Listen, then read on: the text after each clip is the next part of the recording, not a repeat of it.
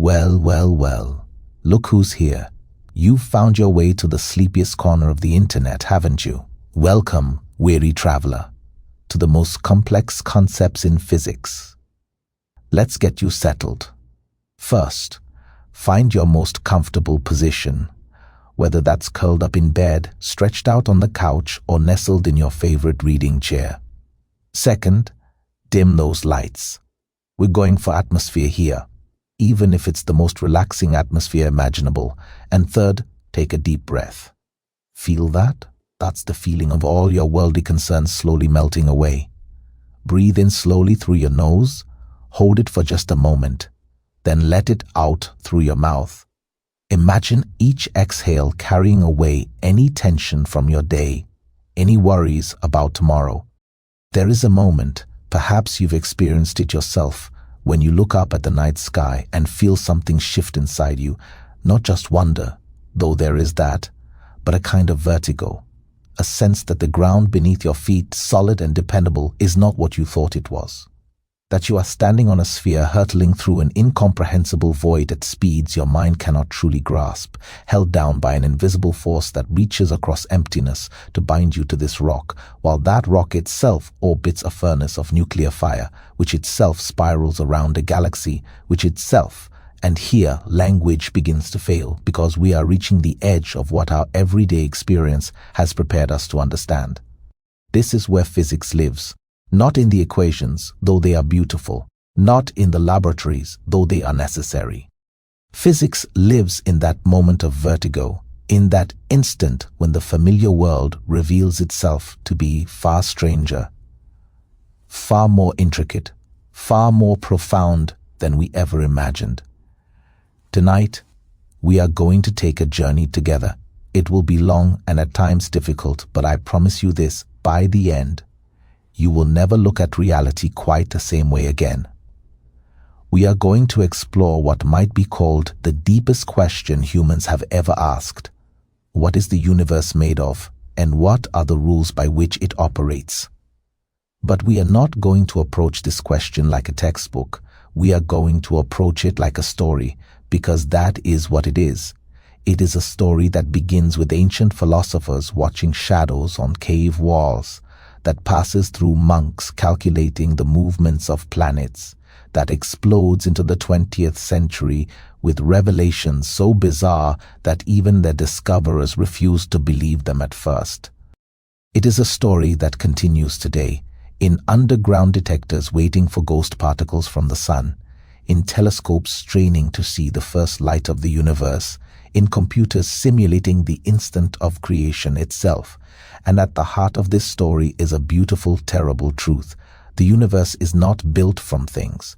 It is built from relationships, from connections, from fields and symmetries and probabilities woven together into the tapestry we call reality. The physics we are about to explore is often called complex, but what does that really mean? It means that the universe does not give up its secrets easily. It means that to understand the cosmos, we must be willing to let go of our intuitions, our common sense, our everyday experience of cause and effect. We must be willing to accept that at the smallest scales and the largest scales, reality operates according to rules that seem designed to break our brains. But here is the wonderful thing. Humans have done it. We have broken our brains, rebuilt them, and in doing so have glimpsed the underlying architecture of existence itself. We have discovered that matter is mostly empty space, that empty space is not empty at all, that the future influences the past, that the universe can be in many places at once until someone looks at it, that time slows down when you move fast, that gravity is not a force but a geometry, that energy and matter are the same thing wearing different clothes. These are not metaphors. These are not philosophical speculations. These are observations, measurements, mathematical certainties that have been tested and confirmed thousands of times. They are true, whether or not they make sense to our monkey brains that evolved to throw rocks and find berries. So let us begin. Let us start at the beginning. or as close to the beginning as human thought can take us. Let us start with the ancient question that has haunted every culture, every civilization, every thinking person who has ever gazed upward and wondered, what is all of this? Where did it come from? How does it work? The answer, it turns out, is written in mathematics, the language of the universe itself. And the story of how we learn to read that language is the story of physics. It is a story of courage and creativity, of mistakes and breakthroughs, of human beings pushing against the very limits of comprehension. It is also a story that is not finished. Even now, at this moment, there are mysteries we cannot solve, questions we cannot answer, phenomena we can observe but not explain. The universe still keeps secrets from us. But every generation, we peel back another layer, we solve another puzzle, we add another chapter to this greatest of all stories. Are you ready? Then let us step together into the strange, the beautiful, the impossibly complex architecture of reality itself. Imagine you are a physicist in the year 1899. You have every reason to be satisfied. The great work, it seems, is nearly complete. Isaac Newton's laws of motion and gravity have explained the heavens and the earth with such precision that you can predict eclipses centuries in advance, calculate the trajectory of every planet, every moon, every comet. James Clerk Maxwell has unified electricity and magnetism into a single elegant theory, revealing that light itself is an electromagnetic wave rippling through an invisible medium called the ether. Thermodynamics has explained heat and energy. Chemistry is revealing the periodic patterns of the elements. There are a few small problems, of course, a few experimental results that don't quite fit. The way hot objects glow, for instance, the mathematics predicts they should emit infinite energy at high frequencies, which is obviously nonsense. The photoelectric effect, where light knocks electrons out of metal, but only if the light is the right color, not if it's bright enough. The strange, discrete lines in the spectra of elements, like a rainbow with most of the colors missing. Mercury's orbit, which is off by just 43 seconds of arc per century from where Newton's laws say it should be. But these are just details, you tell yourself. Loose ends to be tied up. The great edifice of physics is essentially complete. Lord Kelvin, one of the most respected physicists of the age, gives a speech in 1900 where he says exactly this: there is nothing new to be discovered in physics now. All that remains is more and more precise measurement. He could not have been more wrong. Those small problems were not loose ends. They were cracks in the foundation of reality itself. And over the next 3 decades, those cracks would widen into chasms, and the entire edifice would come tumbling down, and in its place would rise something far stranger, far more beautiful, and far more disturbing than anyone in 1899 could possibly have imagined. The revolution began quietly, with a desperate mathematical trick by a German physicist named Max Planck. Max Planck was studying the problem of blackbody radiation, the light emitted by hot objects. This should have been a simple problem. Heat something up, it glows. Heat it more, it glows brighter and shifts from red to orange to yellow to white. Everyone understood this intuitively. But when physicists tried to calculate exactly how much energy should be emitted at each color, the mathematics broke down completely. The calculation was straightforward enough. Heat is just atoms vibrating. Those vibrations create electromagnetic waves of all frequencies. Add up all those waves and you should get the total radiation. But when you did the addition, when you integrated over all possible frequencies, the answer came out infinite. Every hot object, according to the mathematics, should emit infinite energy. Obviously, this was wrong. You were not vaporized every time you looked at a light bulb. This was called the ultraviolet catastrophe, and it was more than embarrassing. It suggested that something fundamental was wrong with the theory. Either electromagnetism was broken, or thermodynamics was broken, or both. It was as if you had discovered that 2 plus 2 equals 5 according to the laws of mathematics. Planck worked on this problem for years. He tried every conventional approach, nothing worked. Finally, in December of 1900, in what he later called an act of desperation, he tried something bizarre. He assumed that energy could not be absorbed or emitted continuously, but only in discrete chunks, little packets that he called quanta. It was as if energy came in coins, not bills. You could have 1 coin or 2 coins, but not 1.5 coins. There was no physical reason for this assumption. It violated everything physics believed about energy, which was that it flowed smoothly and continuously, like water or air. But Planck was desperate, and he was trying to make the mathematics work. And to his shock, when he made this assumption, the ultraviolet catastrophe disappeared. The infinite sum suddenly became finite. The theory matched the experiments perfectly. Planck had saved the day, but he had done so by introducing a bizarre and arbitrary assumption. He thought of it as a mathematical trick, a temporary fix, until someone figured out the real answer. He spent the rest of his life trying to eliminate quanta from the theory, to restore the continuous nature of energy. He never succeeded, because it turned out that energy really does come in discrete chunks. Reality itself, at the smallest scales, is quantized.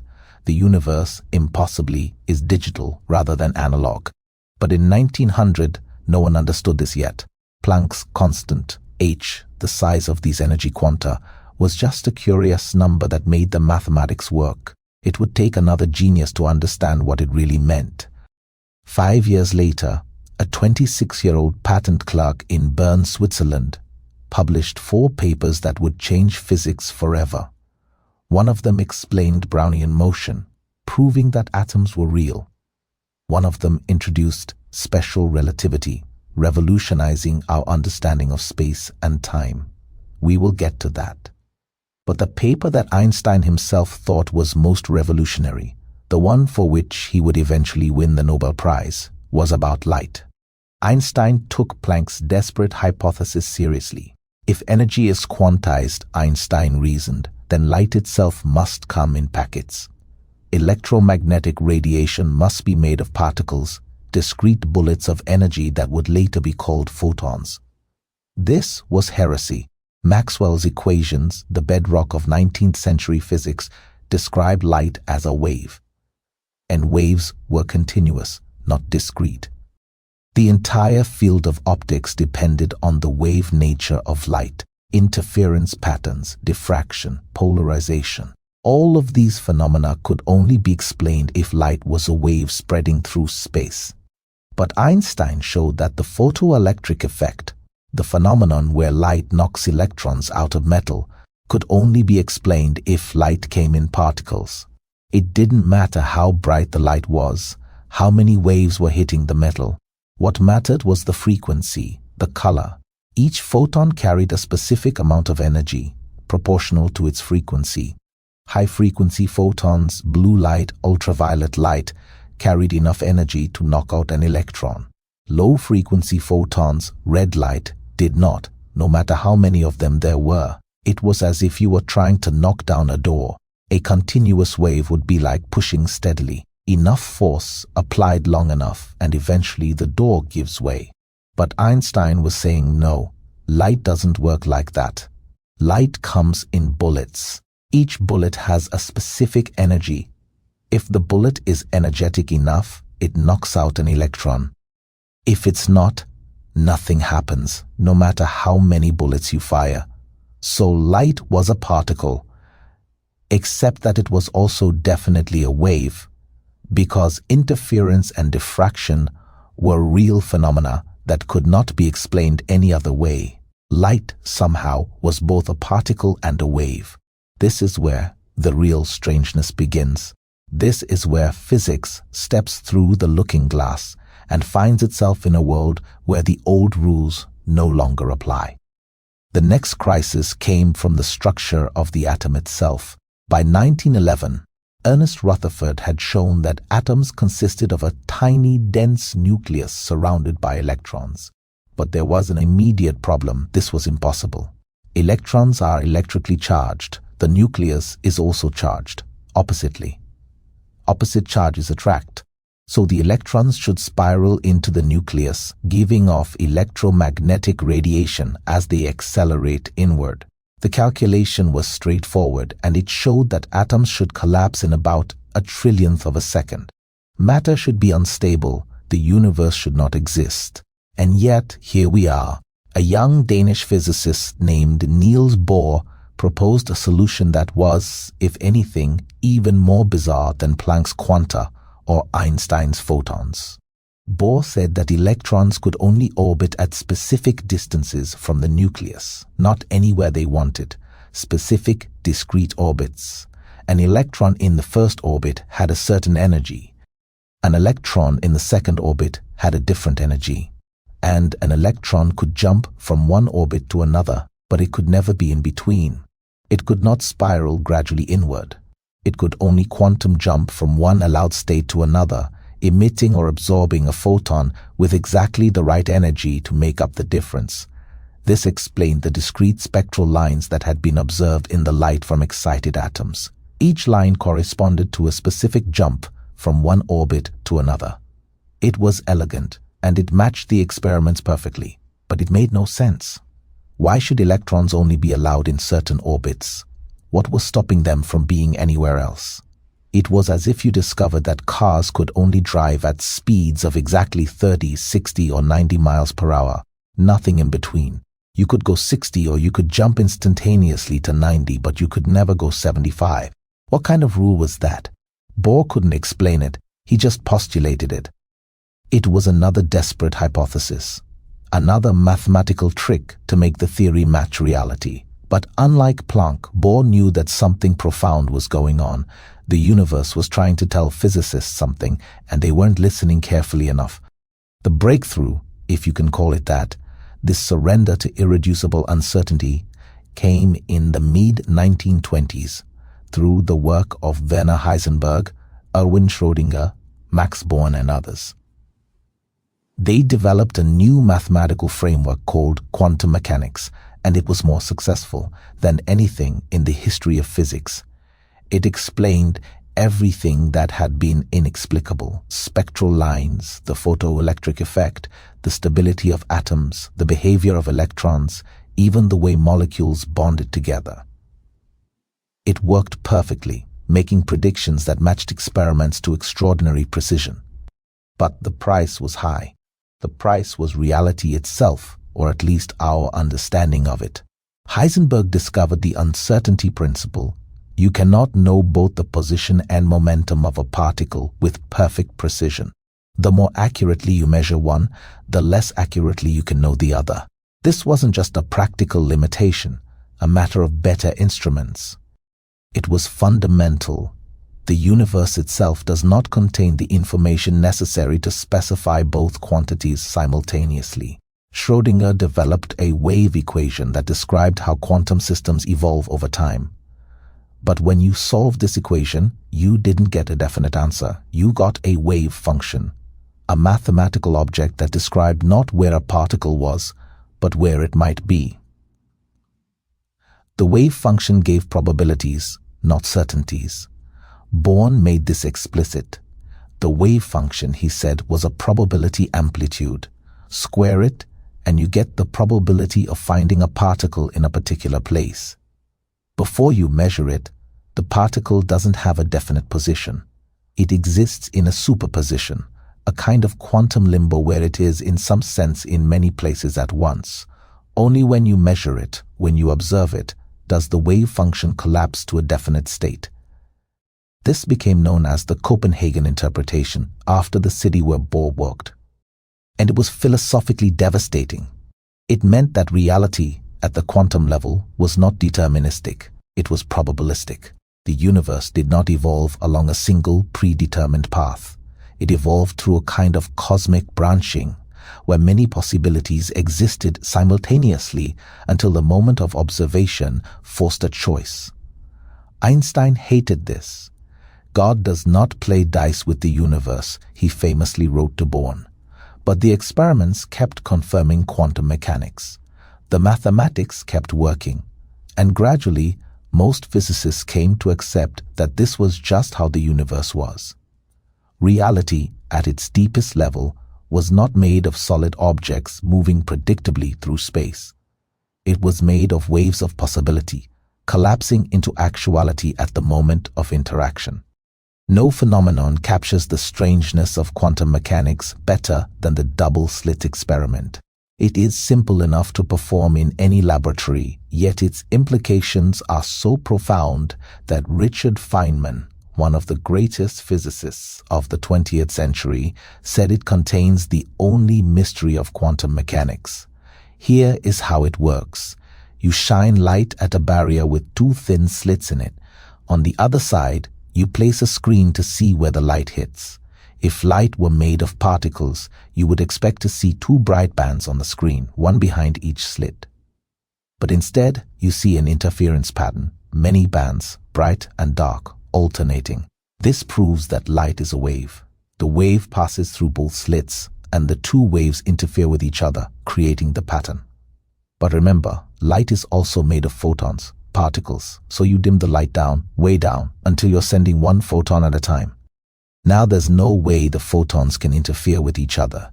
Each photon must go through one slit or the other, and yet, if you wait long enough building up the pattern one photon at a time, you still get interference fringes. Each individual photon somehow behaves as if it went through both slits, as if it interfered with itself, as if it was a wave spread across space, even though it's a single indivisible particle. It gets stranger. Put a detector at each slit to see which one the photon goes through. Now you know its path, and the moment you do this, the interference pattern disappears. You get two bands, as if the photon really was a particle that went through one slit or the other. The act of observation changes the outcome. When you're not looking, the photon is a wave that goes through both slits. When you are looking, it's a particle that goes through one slit. It's as if the universe behaves differently when it knows it's being watched. This is not a metaphor. This is not an interpretation. This is what happens in experiment after experiment with every quantum system ever tested. The observer is not separate from the observed. The act of measurement is not passive. In quantum mechanics, to observe is to interact, and to interact is to change. Philosophers have wrestled with the implications for a century now. Some say it proves that consciousness plays a fundamental role in reality. Others say it just shows that macroscopic measuring devices entangle with microscopic systems in complex ways. Still others propose that every measurement causes the universe to split into multiple branches, one for each possible outcome, so that in some sense all possibilities actually happen. But whatever interpretation you prefer, the basic fact remains. Reality at the quantum level does not work the way we expect. It is not made of solid objects with definite properties. It is made of possibilities, of probabilities, of potentials waiting to become actual. Einstein, trying to show that quantum mechanics must be incomplete, proposed a thought experiment with his colleagues Podolsky and Rosen in 1935. Suppose you have two particles that interacted in the past and are now far apart. Quantum mechanics says that if they're in an entangled state, measuring one particle instantly affects the other, no matter how far away it is. If you measure the spin of one particle and find it pointing up, the other particle's spin must be pointing down, even if it's on the other side of the galaxy. Einstein thought this was absurd. It would require information to travel faster than light, which his own relativity theory forbade. There must be hidden variables, he argued, additional information that determine the properties of both particles in advance, so that no faster than light communication was needed. For decades, this remained a philosophical debate. Then, in 1964, John Bell derived a mathematical inequality that made testable predictions. If Einstein was right and hidden variables existed, measurements on entangled particles would satisfy Bell's inequality. If quantum mechanics was right, and particles really were entangled in this spooky way, they would violate it. The experiments were performed in the 1970s and 80s. Bell's inequality was violated. Quantum mechanics was right. Entanglement is real. Two particles, once they have interacted, remain connected in a way that transcends space. They are not two separate things that happen to have correlated properties. They are one quantum system, even if its parts are separated by billions of miles. The universe, at the quantum level, is not made of separate, independent objects. It is a unified whole, where everything is connected to everything else in a web of quantum correlations. This doesn't mean you can send messages faster than light. Quantum mechanics is subtle enough to prevent that. But it does mean that the universe is fundamentally non-local. Events here can be correlated with events there, instantly, without anything traveling through the space in between. We live in a universe that is, in some deep sense, one thing. Not a collection of separate objects, but a single, unified reality that we partition into pieces only because that's the way our brains work, the way our language works, the way our everyday experience works. But quantum mechanics shows us that this partitioning is not fundamental. It is a simplification, a useful fiction, a map that is not the territory. At the quantum level, there is only one wave function describing the entire universe. Everything is entangled with everything else. We are not separate from the cosmos. We are patterns in the quantum field, temporary concentrations of probability, waves in the universal ocean. This is the foundation of reality. Not solid objects moving through empty space, but quantum fields pervading all of space, vibrating with possibility, collapsing into actuality at every moment, creating the illusion of a stable, predictable world that is actually a roiling sea of quantum uncertainty, held together by mathematical laws of breathtaking beauty. And this is just the beginning, because quantum mechanics, strange as it is, describes only matter and light. It describes electrons and photons and atoms, but it doesn't describe gravity. It doesn't describe space-time itself. To understand the full architecture of reality, we need to take the next step. We need to understand how Einstein revolutionized our conception of space and time, and why unifying quantum mechanics with general relativity remains the greatest challenge in theoretical physics. But that is the next chapter of our story. While quantum mechanics was revealing the strange nature of matter and energy at the smallest scales, Einstein was discovering something equally bizarre about space and time at all scales. And it began with a simple question about light. Maxwell's equations predicted that light travels at a specific speed, approximately 300,000 kilometers per second. But this raised an immediate question: 300,000 kilometers per second relative to what? When you say a car is moving at 60 miles per hour, you mean relative to the ground. When you say a plane is flying at 500 miles per hour, you mean relative to the air. Speeds are always relative to something. So what was light speed relative to? The obvious answer seemed to be the ether, the invisible medium that was thought to fill all of space and through which light waves propagated, the way sound waves propagate through air. Light should travel at 300,000 kilometers per second relative to the ether. If you were moving through the ether, you should be able to measure a different speed of light, just as you hear a different pitch from an ambulance siren depending on whether it's moving toward you or away from you. In 1887, Albert Michelson and Edward Morley performed an experiment to measure the Earth's motion through the ether. The Earth orbits the Sun at 30 kilometers per second. In one season, it's moving in one direction through the ether. 6 months later, it's moving in the opposite direction. So the speed of light should vary by at least 60 kilometers per second depending on which direction you measure it and what time of year it is. They found nothing, no variation at all. The speed of light was constant regardless of the Earth's motion.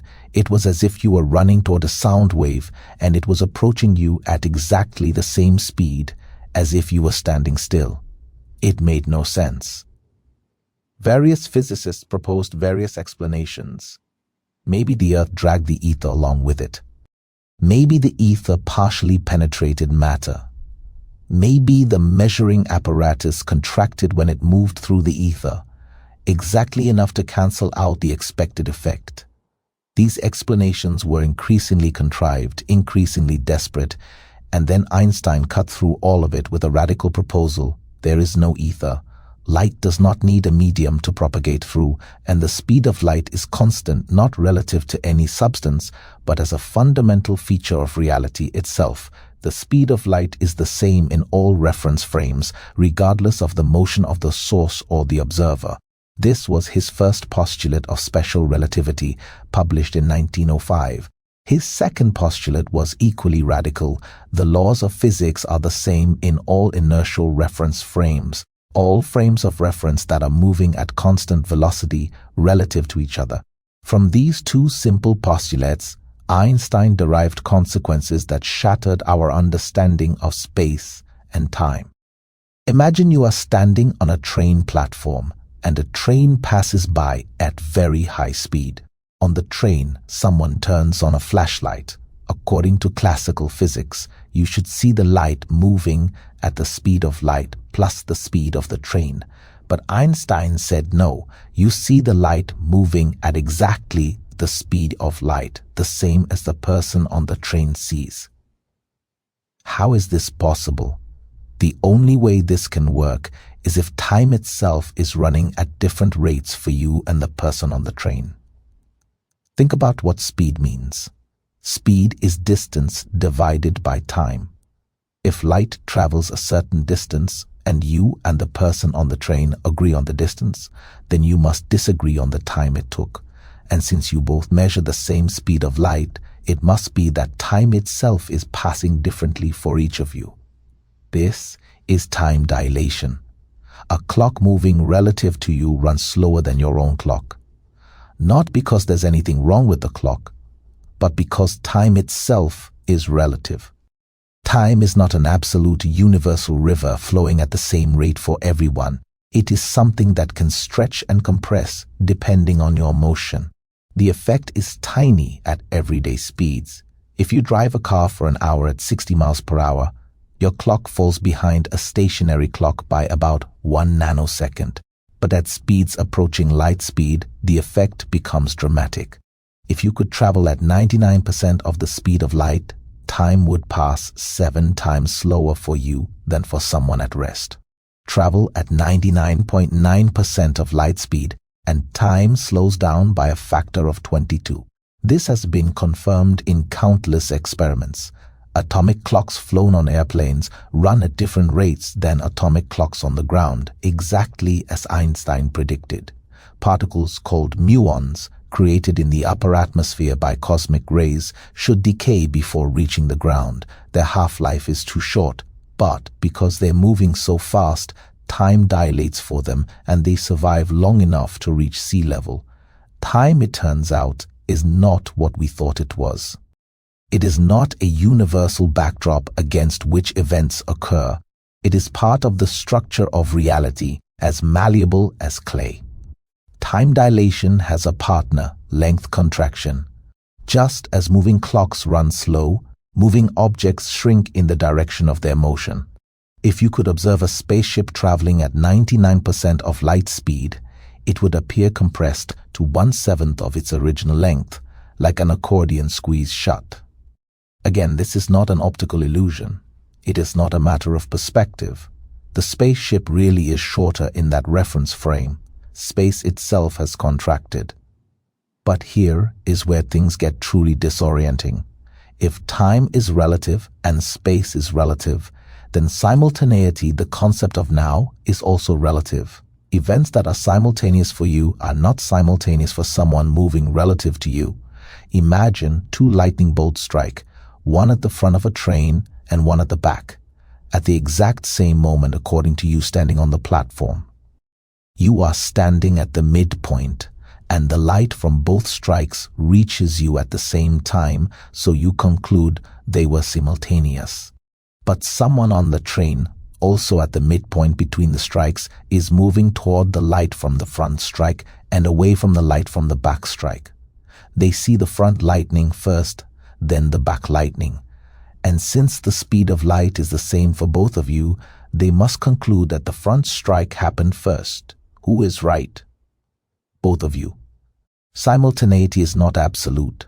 There is no universal now that extends across all of space. Your now is a slice through space-time that depends on your motion. Change your motion, and you change which events are simultaneous for you.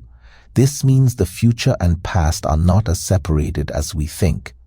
Events that are in your future might already be in the past for someone moving relative to you. The universe does not have a single, universal present moment advancing forward. It has countless different presents depending on your motion through space-time. Einstein's former teacher, Hermann Minkowski, realized the profound implication of all this. Space and time are not separate entities. They are two aspects of a single unified structure, space-time. In classical physics, you could think of space as a three-dimensional stage and time as a separate parameter that ticked forward uniformly. Events happened at particular locations in space at particular moments in time. But in relativity, this separation breaks down. Different observers disagree about what is space and what is time. What one observer sees as a distance in space, another sees as partly a distance in space and partly a duration in time. The only way to make sense of this is to think of space-time as a four-dimensional entity. We do not live in space and evolve through time. We exist in space-time. Our entire history, from birth to death, is a four-dimensional object, a world line traced through space-time. From this perspective, time is not something that flows. It is simply another direction in space-time, like north or east. The past does not cease to exist, and the future does not yet exist. All moments are equally real.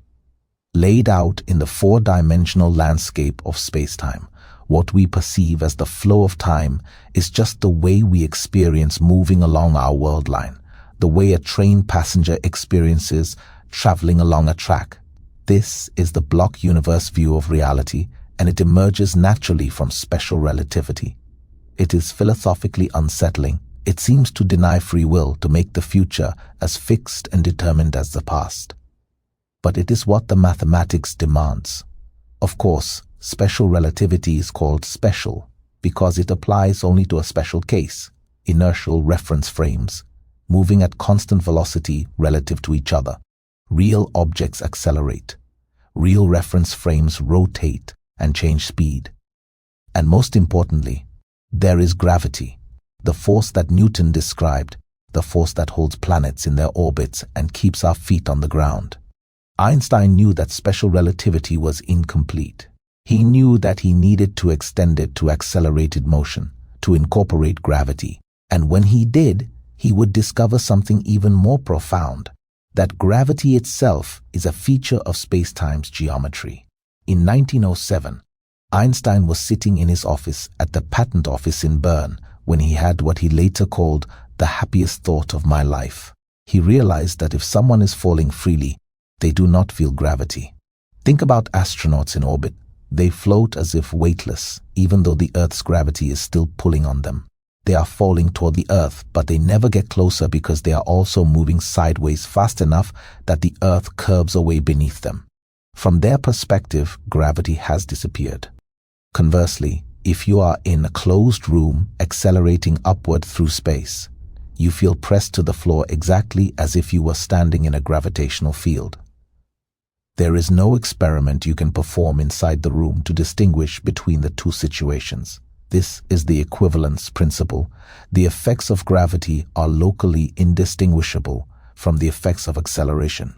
At any given point in space-time, you can always choose a freely falling reference frame in which gravity disappears. Gravity is not a force in the usual sense. It is something else. Einstein spent the next 8 years working out what that something else was. It was the hardest intellectual work of his life. He had to teach himself new mathematics, consult with mathematicians, make mistake after mistake, and constantly wrestle with equations that seemed to lead nowhere. But in November 1915 he finally had it. He presented his field equations to the Prussian Academy of Sciences. These equations related the curvature of space-time to the distribution of matter and energy. They were the foundation of general relativity. Here is the central insight of general relativity. Gravity is the curvature of space-time itself. Matter and energy tell space-time how to curve. Curved space-time tells matter how to move. There is no force of gravity pulling objects together. There is only space-time, warped by the presence of mass and energy, and objects following the straightest possible paths, called geodesics, through that warped space-time. Imagine a bowling ball placed on a trampoline. The ball creates a dip in the fabric. Now roll a marble across the trampoline. The marble's path curves toward the bowling ball, not because the ball is pulling on it, but because the marble is following the contours of the curved surface. This is an analogy, of course. In reality, space-time is four-dimensional, and its curvature is far more complex than a simple dip in a two-dimensional surface. But the basic idea is the same. The sun curves space-time around it. The Earth moves through that curved space-time, and its straight line path becomes an ellipse. We perceive this as the force of gravity, but there is no force. There is only geometry. This explains something that had puzzled physicists since Galileo.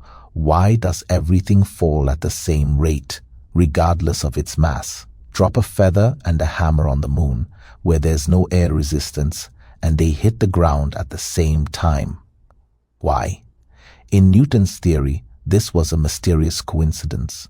The force of gravity on an object is proportional to its mass. But acceleration equals force divided by mass, so the mass cancels out. It works, but it seems arbitrary. Why should the mass that determines gravitational force be exactly the same as the mass that determines resistance to acceleration? In Einstein's theory, there is no coincidence. Objects don't fall because a force is acting on them. They fall because they're following the curvature of space-time, and that curvature doesn't care about the object's mass. A feather and a hammer follow the same geodesic through curved space-time, so they fall at the same rate. This is why the equivalence principle works. This is why a freely falling reference frame eliminates gravity. In that frame, you are following the natural geometry of space-time, moving along a geodesic, and from your perspective, space-time looks flat, which means no gravity. Einstein's field equations were beautiful mathematics, but were they true? Did space-time really curve? Physics is an empirical science. Theories must make testable predictions. General relativity made several predictions that differed from Newtonian gravity. Most famously, it predicted that light would bend when passing near a massive object.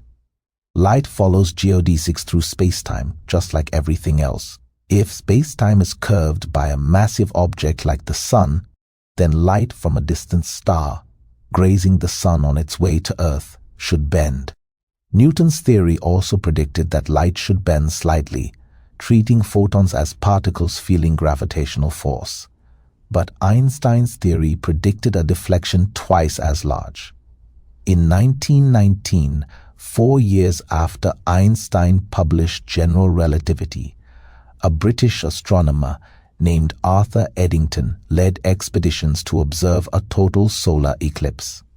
During the eclipse, stars near the sun become visible, and their positions could be compared to their normal positions when the sun was elsewhere in the sky. The results were exactly as Einstein predicted. Light bent by the amount general relativity required, twice what Newton's theory predicted. When the results were announced, Einstein became an international celebrity overnight. Headlines around the world proclaimed that space was curved, that Newton had been overthrown, that a new era in physics had begun. Other predictions followed. Mercury's orbit, which had troubled astronomers since the 1840s, was now explained perfectly.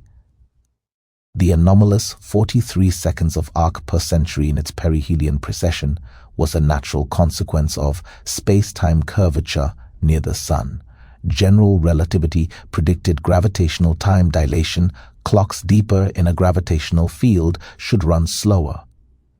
This was confirmed in 1960 using gamma rays traveling up and down a tower, their frequencies shifting by exactly the predicted amount. The theory predicted gravitational waves, ripples in space-time itself, traveling at the speed of light, produced by accelerating masses.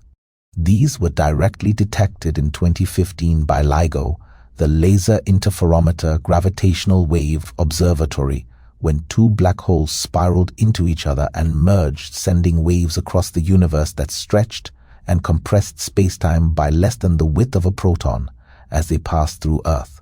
Every prediction has been confirmed. General relativity is one of the most thoroughly tested theories in all of science, and the picture of reality it presents is profound. We live in a dynamic, flexible space-time that responds to the presence of matter and energy, warping and rippling, creating what we perceive as gravity. The most dramatic prediction of general relativity is also the strangest: black holes. Shortly after Einstein published his field equations, a German physicist named Karl Schwarzschild found an exact solution while serving on the Russian front in World War I. He would die of an illness contracted in the trenches a few months later. Schwarzschild's solution described the space-time around a perfectly spherical, non-rotating mass, and it contained a singularity, a point where the mathematics broke down, where the curvature of space-time became infinite. If you compress enough mass into a small enough volume, the space-time curvature becomes so extreme that even light cannot escape. There is a boundary called the event horizon, beyond which nothing can return. Fall through the event horizon, and you are cut off from the rest of the universe forever. The curvature is so severe that all paths lead inward. You cannot even stay still. Space-time itself is falling inward faster than light. The singularity at the center is not just a place you will go. It is in your future, as inevitable as tomorrow. Einstein didn't believe black holes were real. He thought they were mathematical artifacts, that something in nature would prevent their formation. But in the 1960s, astronomers began discovering objects that could only be explained as black holes. Stellar mass black holes formed from collapsed stars, supermassive black holes at the centers of galaxies containing millions or billions of times the sun's mass. The Event Horizon Telescope, a global network of radio telescopes working together, even captured an image of a black hole in 2019. Not the black hole itself, which emits no light, but the glowing ring of hot gas surrounding it, bent into a circle by the extreme curvature of space-time. Black holes are real. They are places where space-time curvature becomes so extreme that the geometry itself becomes pathological. They are tears in the fabric of reality. And at their centers are singularities, points where general relativity predicts that density and curvature become infinite. But infinity is not a physical quantity. When a theory predicts infinity, it is signaling its own breakdown. General relativity cannot describe what happens at the singularity. The mathematics fails. Reality at that point is beyond our current understanding. This is a hint that general relativity, despite its extraordinary success, is not the final word. It is a classical theory. It does not incorporate quantum mechanics. And at the extreme conditions near a singularity, quantum effects must become important. We need a quantum theory of gravity to understand what really happens at the center of a black hole. This is the frontier. This is where our two great theories of 20th century physics, quantum mechanics and general relativity, collide and both break down. General relativity had another surprise in store, one that Einstein initially resisted even more strongly than black holes. In 1922, a Russian mathematician named Alexander Friedmann found solutions to Einstein's equations that described not static spacetime, but expanding or contracting spacetime. The entire universe, these solutions suggested, was either growing or shrinking. Einstein dismissed this. Everyone knew the universe was static, eternal, unchanging. So Einstein added a new term to his equations, the cosmological constant, specifically designed to create a static universe. It was an ad hoc fix, and he knew it, but he thought it was necessary. Then, in 1929, Edwin Hubble made a discovery that changed everything.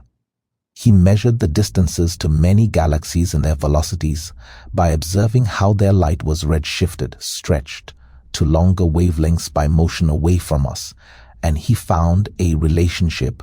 The farther away a galaxy was, the faster it was receding. This could mean only one thing: the universe is expanding. Space itself is stretching, carrying galaxies away from each other like raisins in rising bread dough. The farther away a galaxy is, the more space there is between us and it, and the faster it appears to recede. If the universe is expanding now, it must have been smaller in the past, much smaller. If you run the expansion backward, you reach a point where all the matter and energy in the universe was compressed into an infinitesimally small, infinitely dense point, a singularity.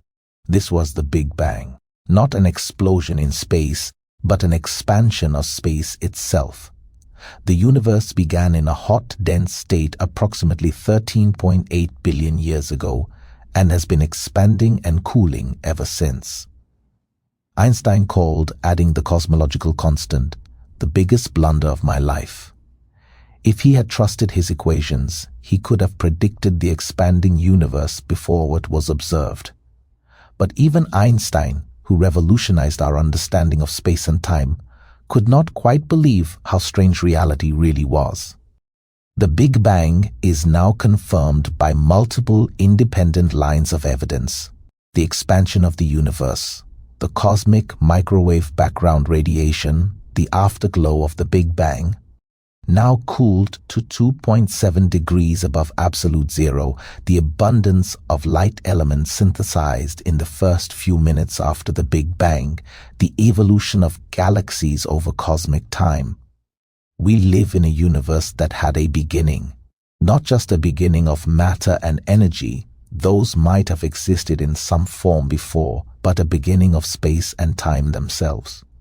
Before the Big Bang, there was no before. Time itself began at that moment. This raises profound questions. What caused the Big Bang?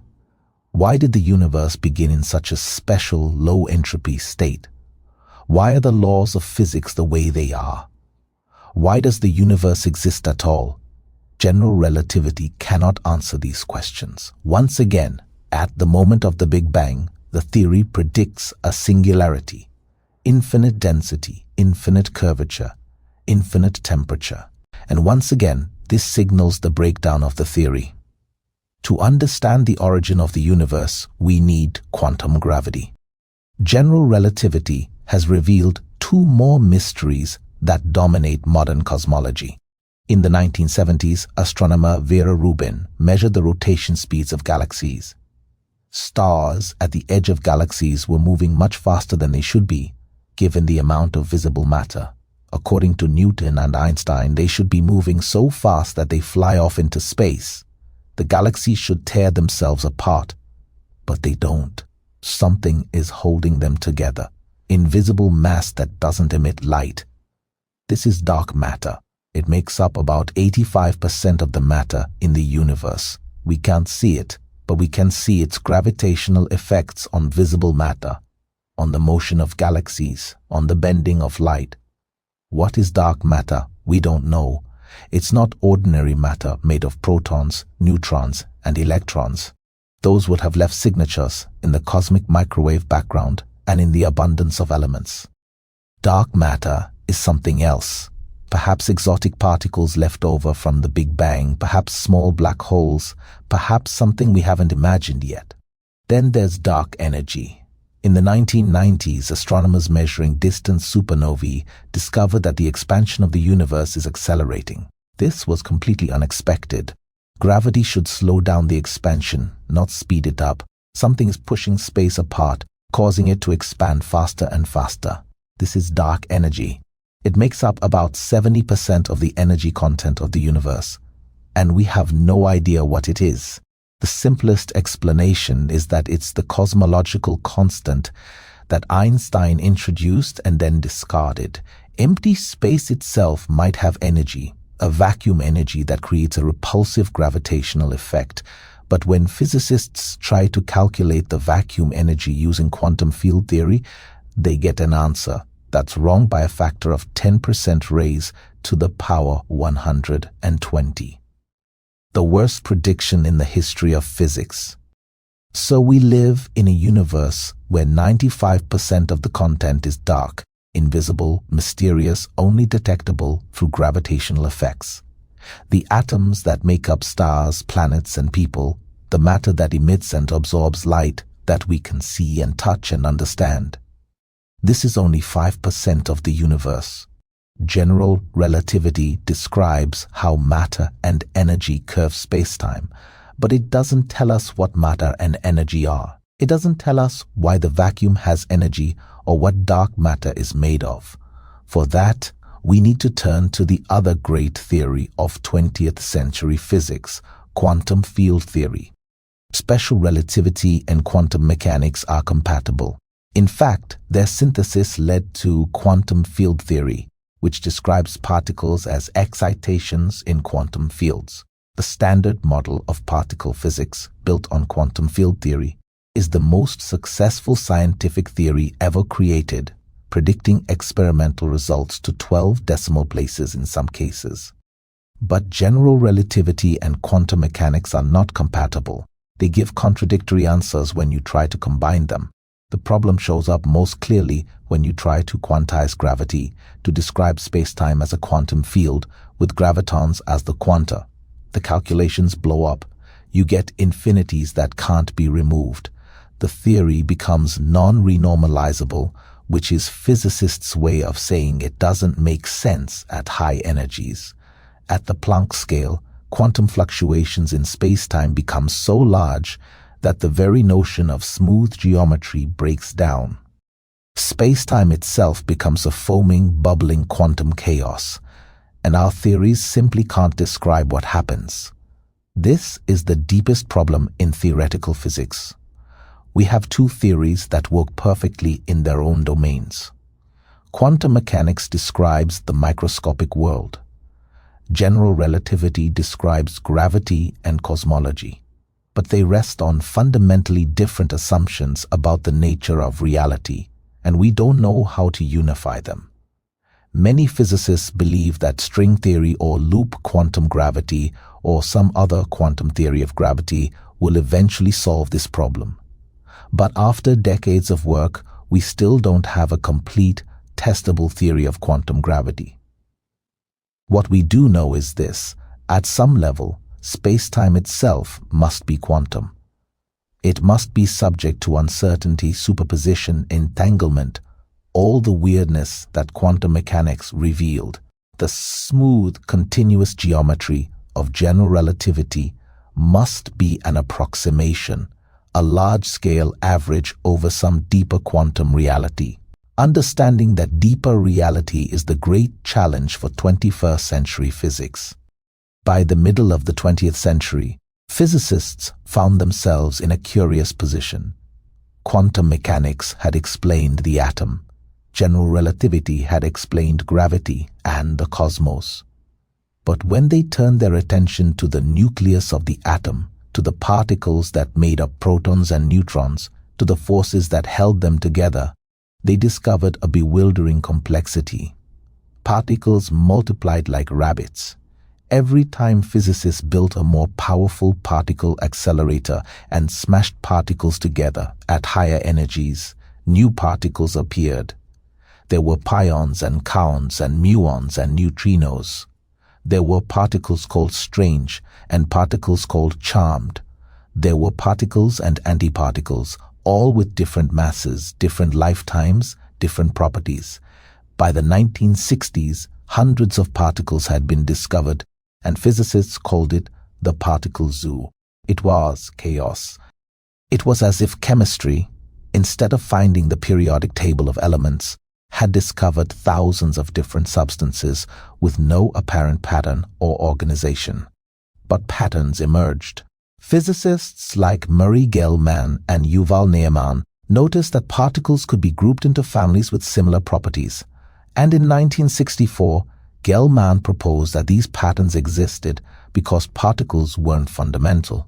They were made of smaller constituents that he whimsically called quarks, borrowing the word from James Joyce's Finnegan's Wake.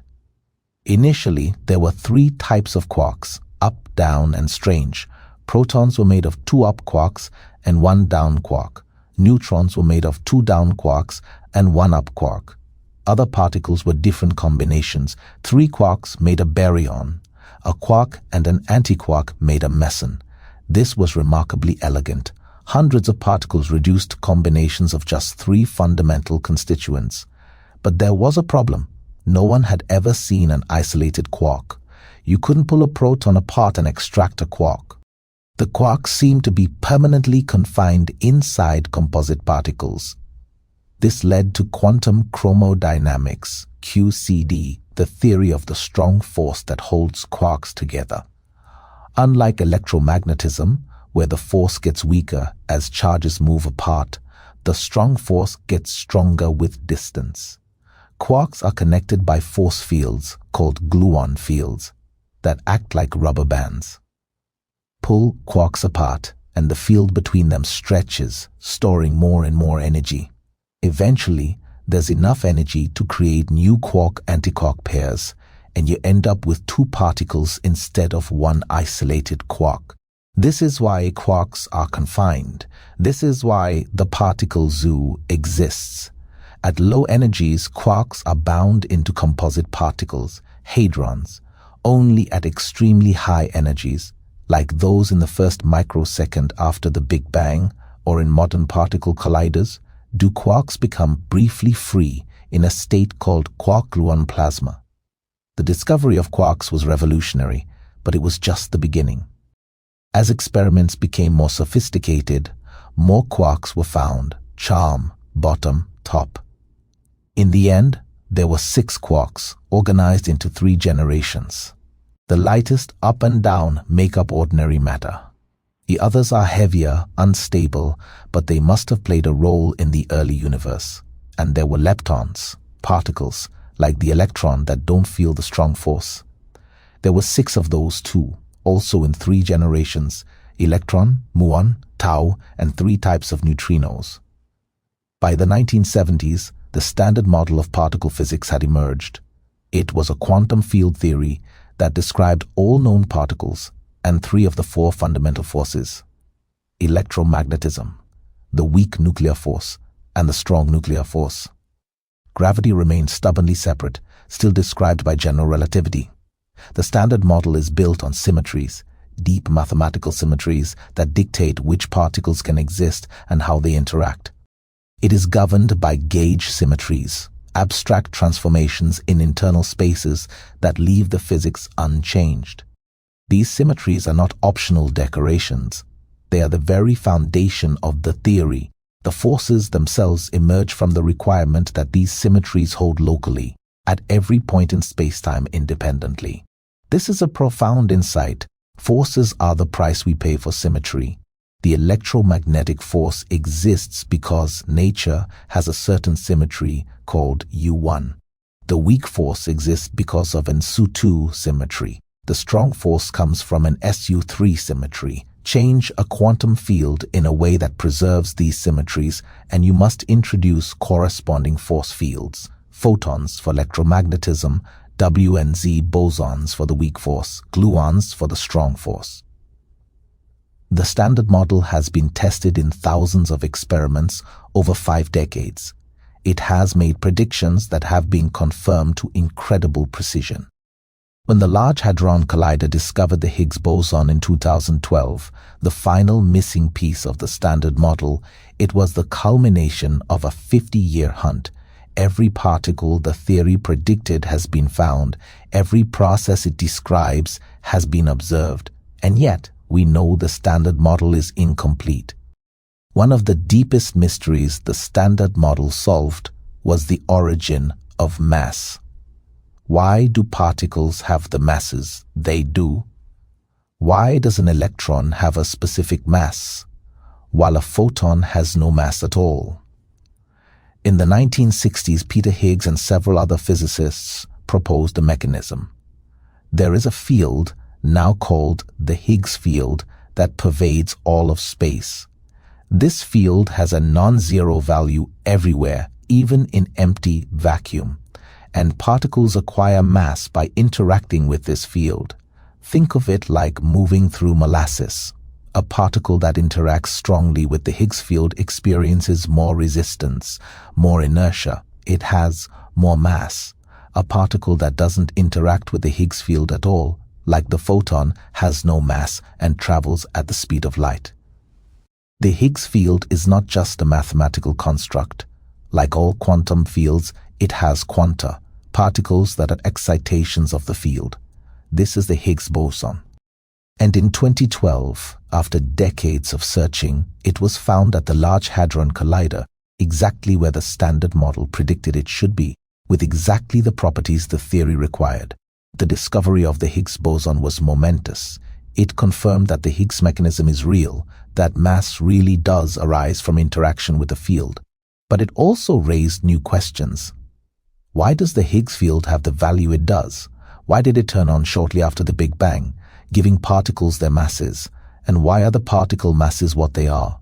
The electron mass, the quark masses, all the specific values that make the chemistry and physics of our universe possible. These are questions the Standard Model cannot answer. It describes how mass arises, but not why it has the specific values it does. Those values are parameters that must be measured experimentally and input into the theory by hand. There are about 20 such parameters in the Standard Model: masses, coupling strengths, mixing angles, and we have no theoretical explanation for any of them. This is one sign that the Standard Model is not the final theory. It is extraordinarily successful at describing what happens, but it doesn't explain why these particular values, why this particular structure, why these specific symmetries and not others. One of the most striking predictions of quantum field theory is antimatter. For every particle, there exists an antiparticle with the same mass but opposite charge. The electron has the positron. The proton has the antiproton. Quarks have antiquarks. When a particle meets its antiparticle, they annihilate, converting their mass entirely into energy, according to Einstein's E equal to mc2. This is the most efficient energy conversion possible. 100% of the mass becomes energy. Conversely, if you have enough energy concentrated in a small region, you can create particle-antiparticle pairs out of nothing. This is not speculation. Antimatter is real and has been created in laboratories. Positrons were discovered in cosmic rays in 1932. Antiprotons were created in accelerators in 1955. Entire antiatoms, antihydrogen, made of an antiproton and a positron, have been created and studied. The laws of physics seem almost perfectly symmetric between matter and antimatter. If you replaced every particle in the universe with its antiparticle, the laws would work exactly the same way. The universe would evolve identically, just with the signs of all the charges flipped. And this creates a profound mystery. If the Big Bang created energy, and energy can convert into both matter and antimatter, why is the universe made almost entirely of matter? Where is all the antimatter? In the first instance, after the Big Bang, the universe was so hot that particle-antiparticle pairs were constantly being created and annihilated. The universe should have ended up with equal amounts of matter and antimatter, which would then have annihilated each other, leaving only radiation. But that's not what happened. Somehow, there was a tiny asymmetry, about one extra matter particle for every billion matter-antimatter pairs. When the universe cooled enough that pair creation stopped, almost everything annihilated, but that tiny excess of matter survived. Tiny excess is everything we see, every star, every planet, every galaxy, every atom in your body. The Standard Model does allow for some matter-antimatter asymmetry through a phenomenon called CP violation, but not nearly enough to explain the observed imbalance. This is another sign that the Standard Model is incomplete. There must be physics beyond it, new particles, new interactions, new symmetry breakings that created the matter-antimatter imbalance in the early universe. Of all the particles in the Standard Model, neutrinos are the strangest. They have almost no mass, millions of times lighter than an electron. They have no electric charge. They don't interact via the strong force or electromagnetism. They only feel the weak force, which is, as the name suggests, weak. This makes them extraordinarily difficult to detect. A neutrino can pass through a light year of solid lead and have only a 50% chance of interacting with anything. They are ghosts, barely touching the physical world as they pass through it. And yet, they're everywhere. The sun produces them in vast numbers through nuclear fusion. Billions of neutrinos from the sun pass through your body every second. They come from cosmic rays, from supernovae, from radioactive decay, from the Big Bang itself. The universe is awash in neutrinos. For decades, there was a mystery. Solar neutrino detectors saw only about a third as many neutrinos as theory predicted the sun should produce. This was the solar neutrino problem, and it troubled physicists for 30 years. The solution turned out to be even stranger than the problem. Neutrinos change. As they travel from the sun to Earth, they oscillate between three different types: electron neutrinos, muon neutrinos, tau neutrinos. The sun produces electron neutrinos, but by the time they reach Earth, some have transformed into the other types. Detectors that looked only for electron neutrinos missed 2/3 of them. But this raises a profound question. Why do neutrinos oscillate? In the original Standard Model, neutrinos were massless, and massless particles don't oscillate. The discovery of neutrino oscillation proved that neutrinos have mass, tiny, but non-zero. This was the first experimental evidence for physics beyond the Standard Model. Neutrino masses require something new, either new particles called sterile neutrinos or right-handed neutrinos, or new interactions, or both. We don't yet know what gives neutrinos their masses, but we know it's not the simple Higgs mechanism that works for other particles. Neutrinos might hold the key to major mysteries. They might be connected to the matter-antimatter asymmetry.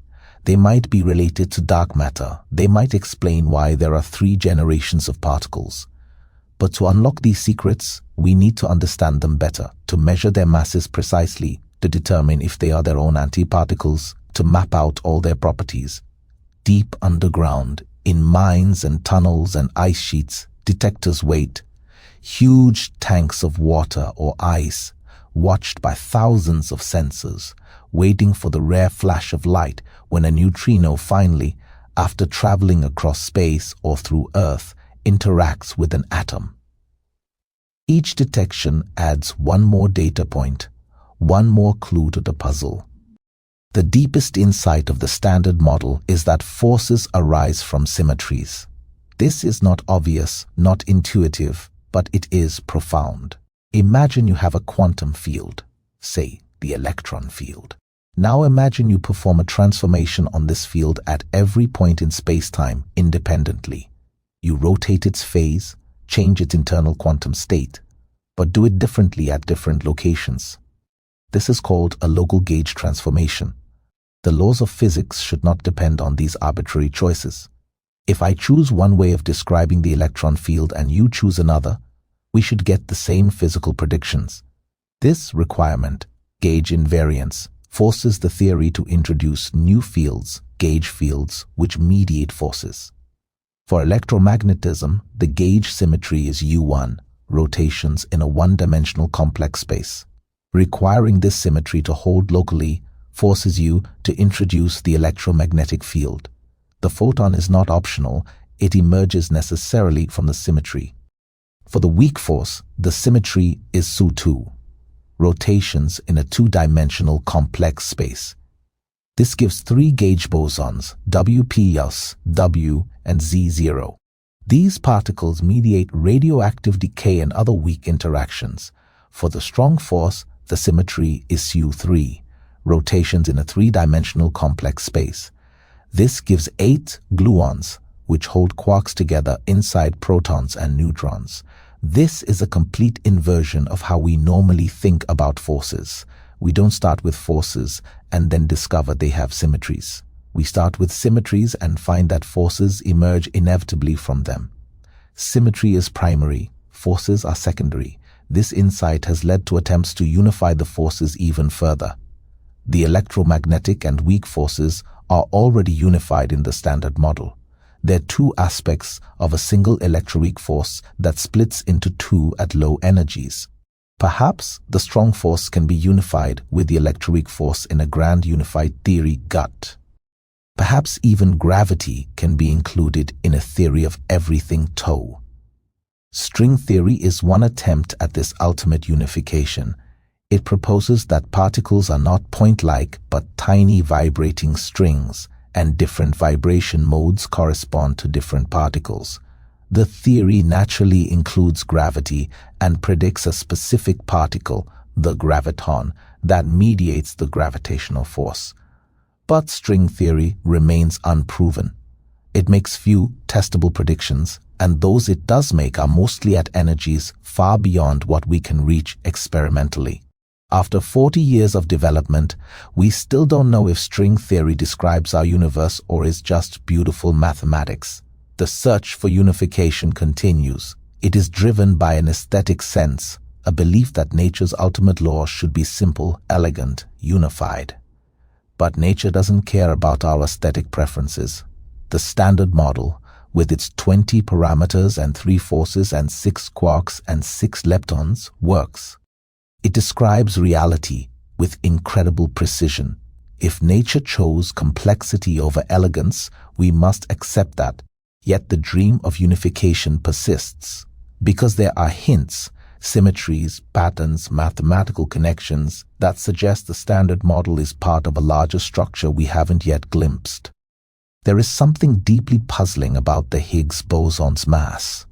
In quantum field theory, particles receive quantum corrections to their masses from virtual particles, ephemeral particles that pop in and out of existence, borrowing energy from the vacuum for brief instants allowed by the uncertainty principle. For the Higgs boson, these quantum corrections should be enormous. If there's no new physics all the way up to the Planck scale, the energy scale where quantum gravity becomes important, then the quantum corrections to the Higgs mass should be about 10 to the power of 34 times larger than the observed mass. But they're not. The Higgs mass is about 125 GeV, heavy for a particle but incredibly light compared to the Planck scale. For this to happen, there must be a conspiracy of quantum corrections, all adding up and cancelling out to incredible precision, leaving only the tiny observed mass. This seems unnatural. It's like balancing a pencil on its point, theoretically possible but unstable, requiring perfect fine-tuning. If any parameter in the theory changes even slightly, the Higgs mass blows up to enormous values. This is the hierarchy problem, and it's one of the strongest arguments for new physics beyond the Standard Model. Something must be stabilizing the Higgs mass, cancelling out those huge quantum corrections in a natural way. Supersymmetry was the leading candidate for decades. It proposes that every particle has a superpartner with different quantum properties, and these superpartners contribute quantum corrections that exactly cancel the problematic corrections from ordinary particles. The Higgs mass would be naturally light because of this symmetry. But the Large Hadron Collider has found no evidence for supersymmetry. No superpartners have been detected, and the parameter space where they could hide is shrinking. Either supersymmetry doesn't exist, or it's broken in a more complicated way than we thought, or the superpartners are heavier than we can currently reach. Other solutions have been proposed. extra dimensions of space that open up at high energies, composite Higgs models where the Higgs is not fundamental but made of smaller constituents, anthropic arguments that say we live in a universe fine-tuned for life because only such universes produce observers who can ask these questions. None of these ideas have definitive evidence yet. The hierarchy problem remains unsolved, a crack in the standard model pointing toward physics we don't yet understand. Despite its successes, there's a fundamental property of the strong force that we cannot calculate from first principles: confinement. We know quarks are confined inside hadrons. We know the strong force gets stronger with distance like a rubber band. We've measured this in countless experiments, but we cannot prove it mathematically from quantum chromodynamics. We cannot derive confinement from the underlying theory. This might seem like a technical detail, but it's not. It's a profound gap in our understanding. QCD is a well-defined quantum field theory. Its equations are known, but we cannot solve those equations in the regime where confinement occurs. The mathematics is simply too hard. Most of quantum field theory relies on perturbation theory, treating interactions as small corrections to free particles. But in QCD at low energies, interactions are not small. They're large, dominant, overwhelming. Perturbation theory breaks down completely. Physicists have developed alternative methods, lattice QCD, where space-time is discretized into a grid, and the equations are solved numerically. Effective field theories that describe the low-energy behavior without deriving it from first principles, holographic methods using ideas from string theory. These approaches give results that match experiments, but they're not the same as a rigorous mathematical proof. There's actually a $1 million prize, one of the Millennium Prize problems offered by the Clay Mathematics Institute for proving that QCD exhibits a mass gap, which is essentially a proof of confinement. No one has claimed it yet. This is humbling. We have a theory that describes the strong force that makes accurate predictions, that's confirmed by experiment, but we don't fully understand it. We cannot extract all its consequences mathematically. Nature is more subtle than our current mathematical tools can handle. Between them, the gluon field is visible as shimmering tubes of force, like rubber bands or flux tubes connecting the quarks. As we try to pull one quark away from the others, the tube stretches but never breaks. Instead, it grows more intense, glowing brighter, until suddenly there's a flash and two new quarks appear, a quark-antiquark pair created from the energy of the stretched field. The scene expands, countless particles appearing and disappearing in quantum form, virtual particles flickering in and out of existence. Photons appear as ripples of light, electromagnetic waves spreading spherically. W and Z bosons appear as heavy, unstable particles that decay almost immediately. Gluons are everywhere, connecting quarks in complex patterns. And threading through everything, almost invisible, are neutrinos, faint ghost particles that pass through matter as if it isn't there, barely interacting, barely touching anything. The Higgs field is represented as a subtle background glow, a field of golden light that pervades all space, and as particles move through it, they drag against it, acquiring their characteristic masses. The lighting is quantum weird. Particles are both sharp and fuzzy, definite and indefinite, wave-like and particle-like simultaneously. We are seeing matter not as solid stuff but as patterns of excitation in quantum fields, temporary concentrations of energy in the universal field that underlies everything. There is a profound asymmetry built into the universe, one so obvious that we barely notice it, yet so mysterious that we still don't fully understand it. This is the arrow of time. The fact that the future is different from the past, that time flows in one direction, that some processes happen but their reversals never do.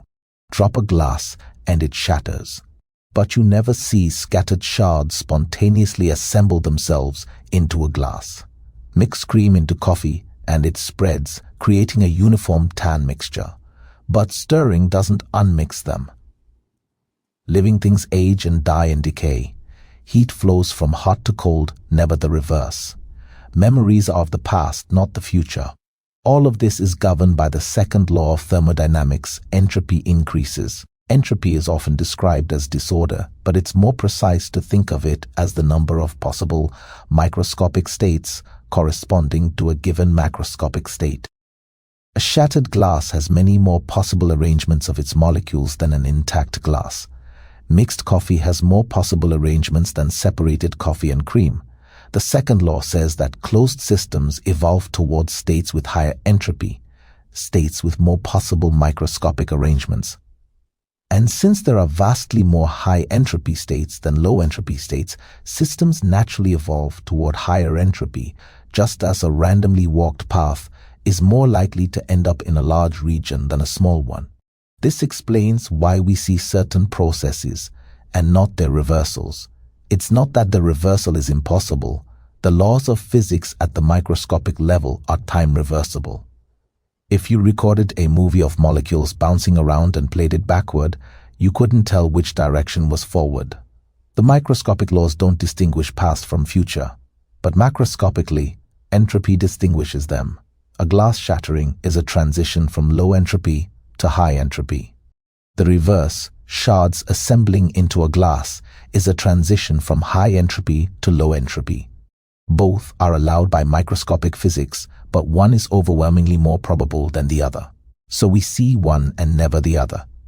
This is a statistical law, not an absolute one. It's not impossible for all the molecules in scattered shards to happen to move in just the right way to reassemble a glass.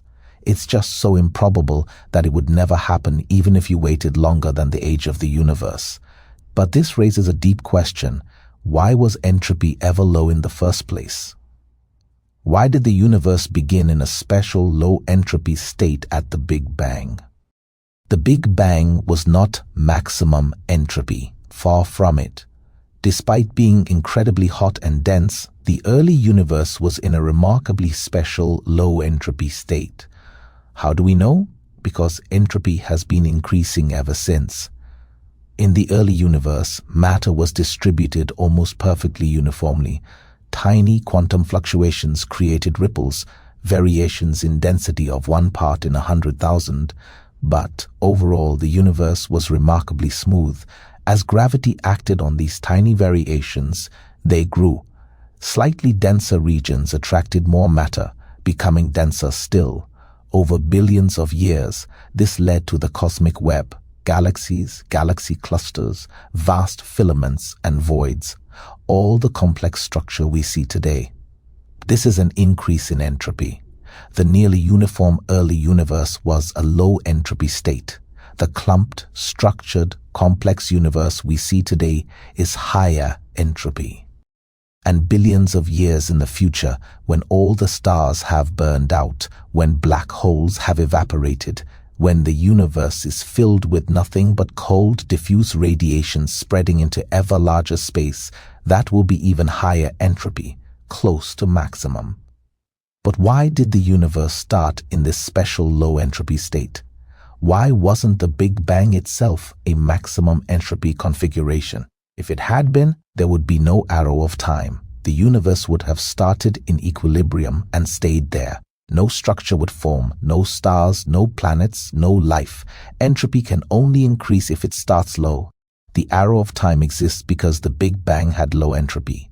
But the Big Bang is a singularity, a point where general relativity breaks down. We can't currently calculate what happened at that moment, so we don't know why entropy was low. We don't know what set up the special initial conditions of the universe. Some cosmologists propose that inflation, a period of exponential expansion in the first fraction of a second after the Big Bang, might explain it. Inflation stretches out space, smoothing out irregularities, creating a uniform low-entropy state. But this just pushes the question back. Why did inflation start? What was the state before inflation? And why did it have the properties necessary to trigger inflation? Others suggest that time itself might have emerged from a timeless quantum state, that the Big Bang wasn't the beginning but a transition from one phase to another. Still others propose that the universe is cyclical, that it undergoes endless expansions and contractions, and each cycle resets the entropy somehow. We don't know. The origin of the arrow of time remains one of the deepest mysteries in physics. We understand how entropy increases.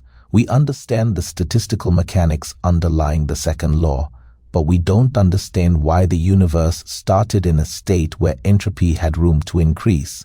Black holes have the highest entropy of any object in the universe. In fact, the entropy of a black hole is proportional to the area of its event horizon, not its volume. This surprised physicists when Stephen Hawking and Jacob Bekenstein discovered it in the 1970s. It suggests that the information content of a region of space is limited by its surface area, not its volume, an idea that would later lead to the holographic principle. But black holes created another crisis, the information paradox. Hawking showed that black holes aren't completely black. Quantum effects near the event horizon cause them to emit radiation, Hawking radiation. Over immense timescales, this radiation carries away energy, and the black hole evaporates. The problem is that Hawking radiation appears to be completely thermal, random, containing no information about what fell into the black hole. If you drop a book into a black hole, the information in that book, the specific arrangement of atoms, the words on the pages, seems to be destroyed. The black hole evaporates into random thermal radiation, and the information is gone. But this violates a fundamental principle of quantum mechanics. Information cannot be destroyed. Quantum evolution is unitary, reversible. If you know the quantum state now, you can calculate it at any time in the future or past. Information is conserved. So we have a paradox. General relativity says information falls into a black hole and is lost. Quantum mechanics says information can never be lost. Both theories have been tested extensively. Both seem to be true, yet they give contradictory answers. For decades, this was considered one of the deepest problems in theoretical physics. Hawking himself initially believed that information was destroyed, that quantum mechanics needed to be modified. Others, including Gerard 't Hooft and Leonard Susskind, argued that information must somehow be preserved in the Hawking radiation, encoded in subtle correlations we don't yet understand how to calculate. Recent work suggests that the information is indeed preserved, but in ways that require thinking about quantum mechanics differently. The black hole interior and the Hawking radiation might be the same quantum system described in two different ways. A principle called black hole complementarity, or information might leak out during the evaporation process through subtle quantum entanglement between early and late radiation. The EDS-CFT correspondence, a mathematical duality discovered in string theory, has provided tools to study this question more rigorously. It suggests that gravity in a volume of space is equivalent to a quantum theory on the boundary of that space, with no interior at all. Information isn't lost because there's no true interior for it to be lost in. The black hole is fundamentally a hologram, a three-dimensional projection of information encoded on a two-dimensional surface. This is still being worked out, but the consensus now is that information is preserved, though we don't fully understand the mechanism. Black holes don't destroy information, they scramble it, hide it, encode it in ways we're only beginning to understand. The expanding universe creates its own horizons, limits to what we can observe, not because of black holes, but because of the finite speed of light and the expansion of space. Light from distant galaxies has to travel through expanding space to reach us. The farther away a galaxy is, the longer light takes to reach us, and the more space has expanded during that journey. Eventually, there's a distance beyond which light will never reach us, no matter how long we wait. This is the cosmological horizon. Currently, the observable universe has a radius of about 46 billion light-years, not 13.8 billion light-years, even though the universe is 13.8 billion years old, because space has been expanding while the light traveled. Beyond this horizon, there may be infinitely more space, infinitely more galaxies, but we can never see them. light from them will never reach us. Even worse, because the expansion of the universe is accelerating, driven by dark energy, more and more galaxies are crossing beyond our horizon every moment. In the distant future, only our local group of galaxies will remain visible. Every other galaxy will have receded beyond the horizon, their light stretched to infinitely long wavelengths, redshifted into invisibility. This means there are fundamental limits to what we can know about the universe. There are regions of space we will never observe, never interact with, never receive information from. The universe is larger than the observable universe, possibly infinitely larger, but we are confined to our observable patch. This has profound implications. If the universe is infinite, then every possible configuration of matter exists somewhere.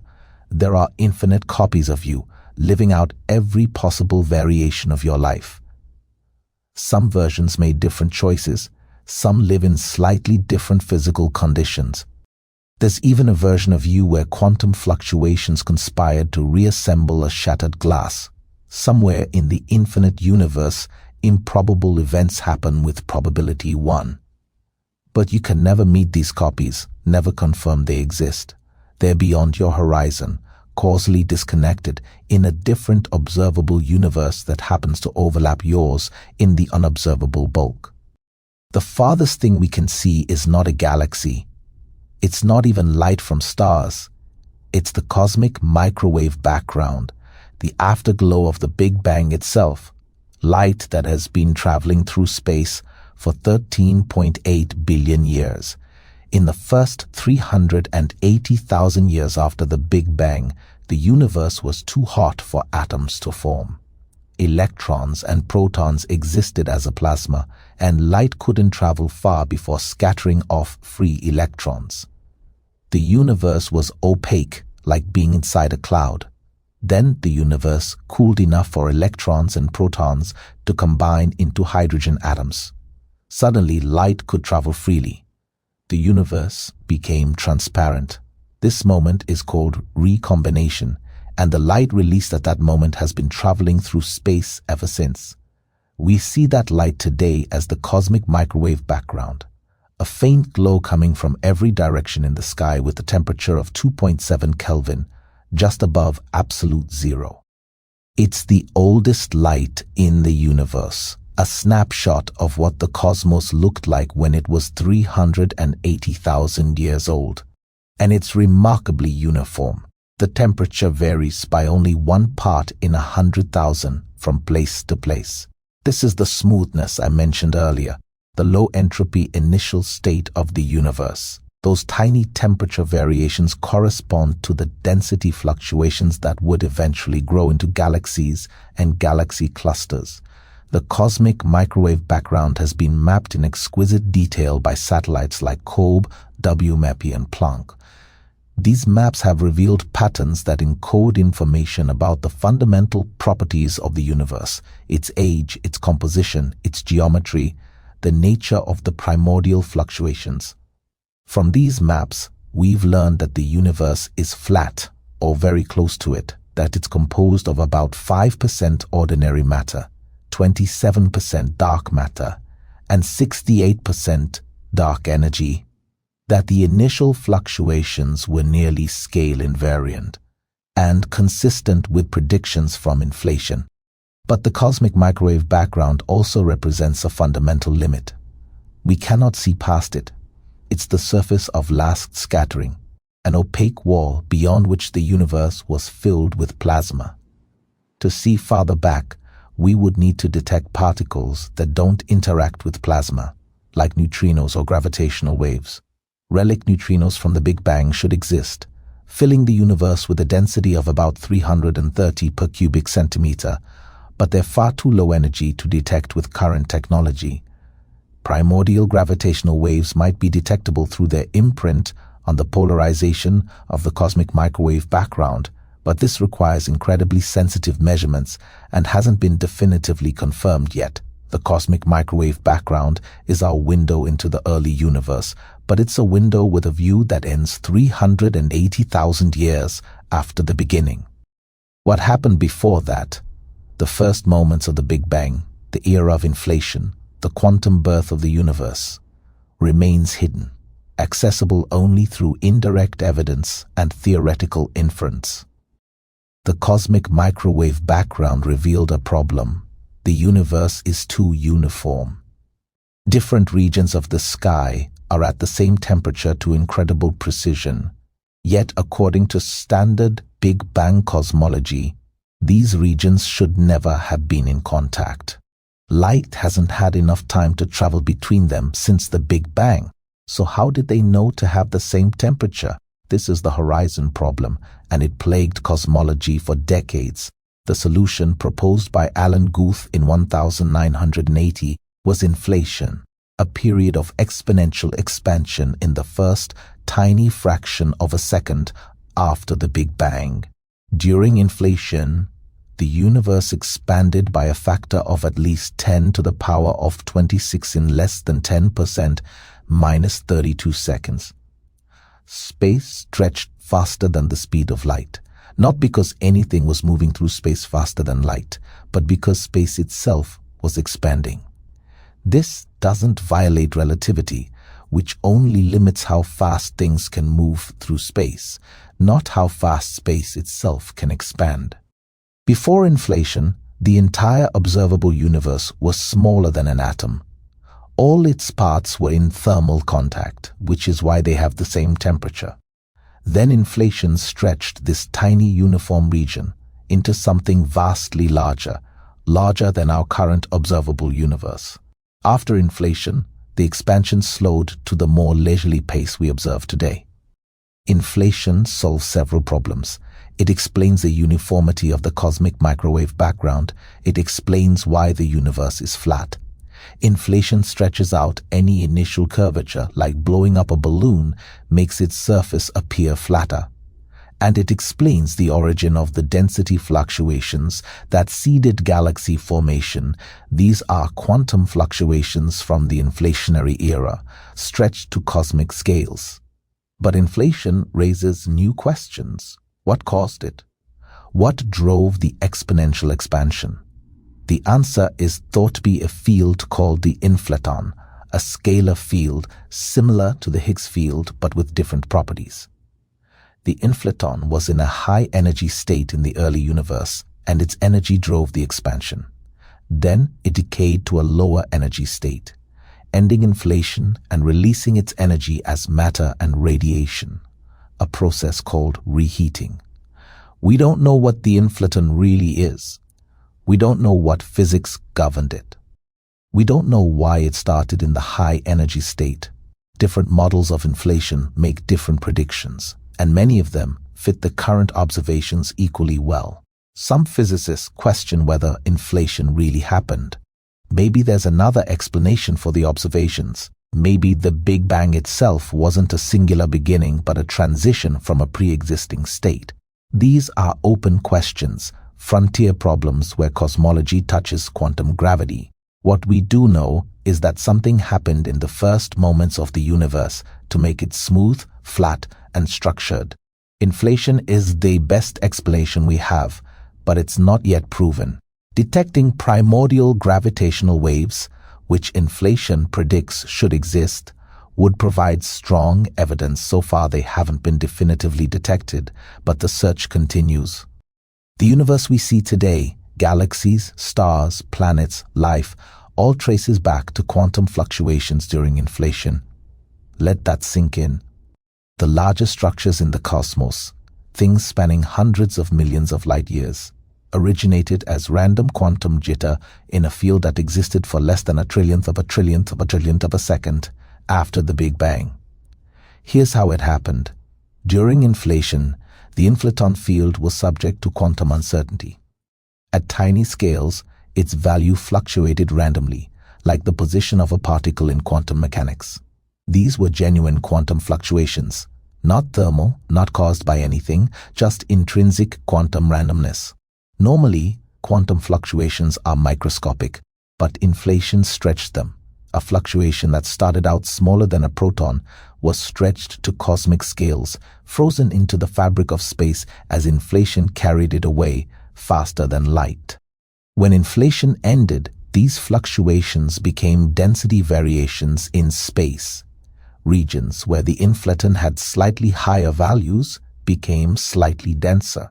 Regions where it had lower values became slightly less dense.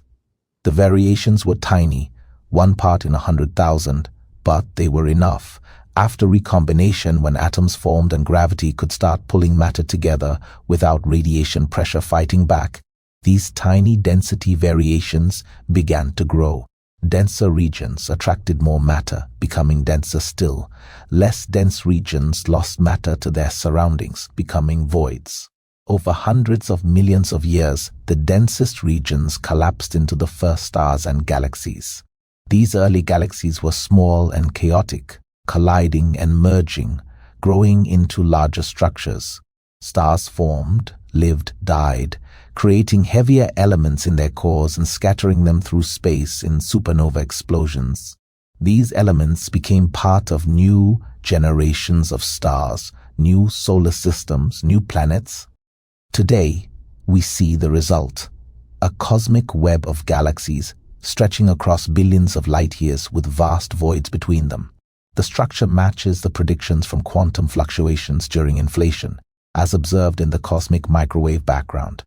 We can trace the entire history, from quantum uncertainty to inflated fluctuations, to density variations, to gravitational collapse, to stars and galaxies, and eventually to us. We are, quite literally, made of quantum fluctuations.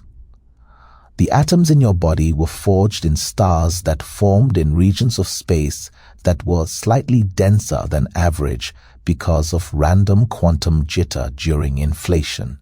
Your existence traces back to the most fundamental uncertainty in nature, amplified by the exponential expansion of space in the first moment of the universe.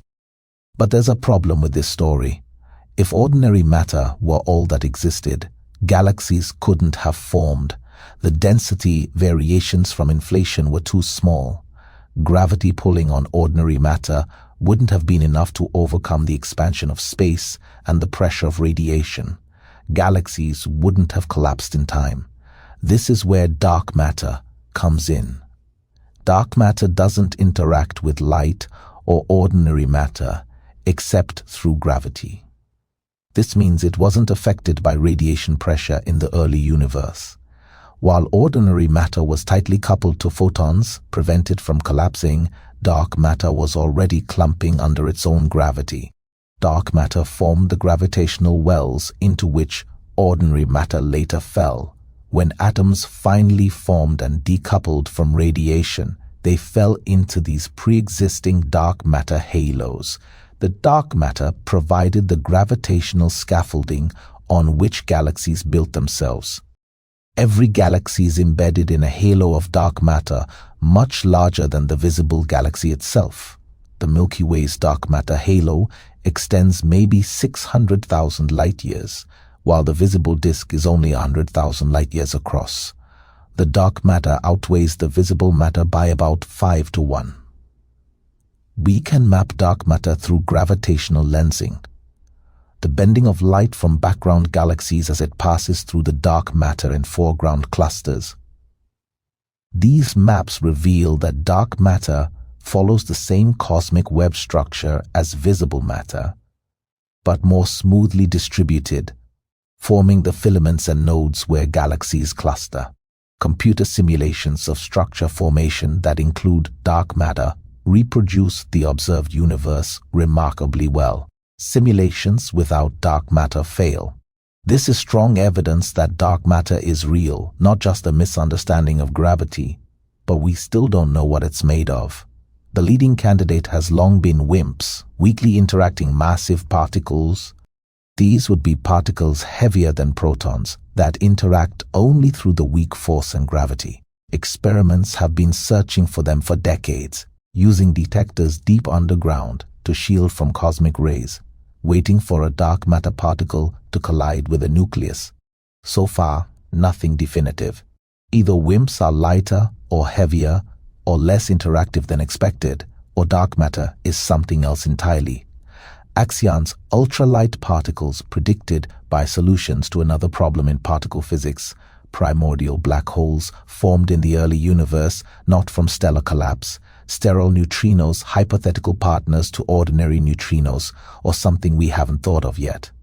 The answer matters. Dark matter makes up 85% of the matter in the universe. Understanding what it is would revolutionize particle physics, cosmology, perhaps both. It might point to new forces, new dimensions, new principles. It might connect to the matter-antimatter asymmetry, to the hierarchy problem, to quantum gravity.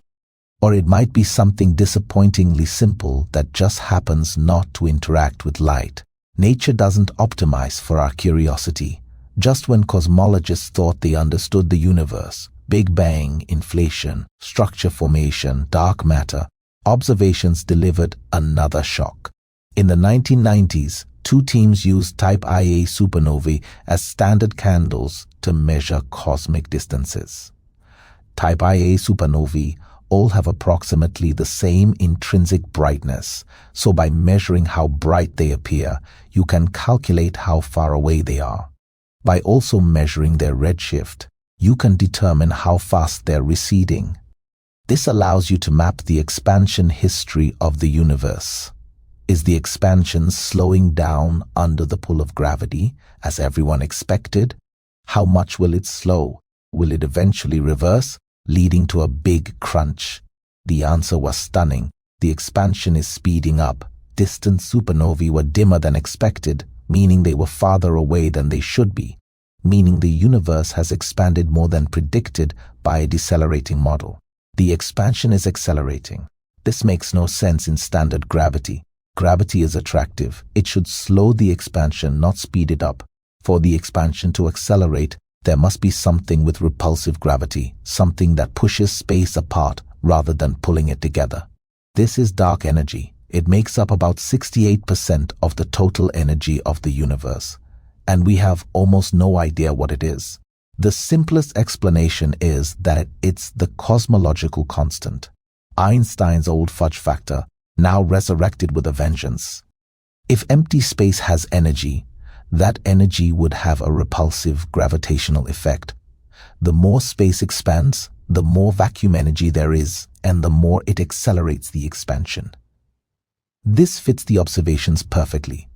But when you try to calculate the vacuum energy from quantum field theory, you get disaster.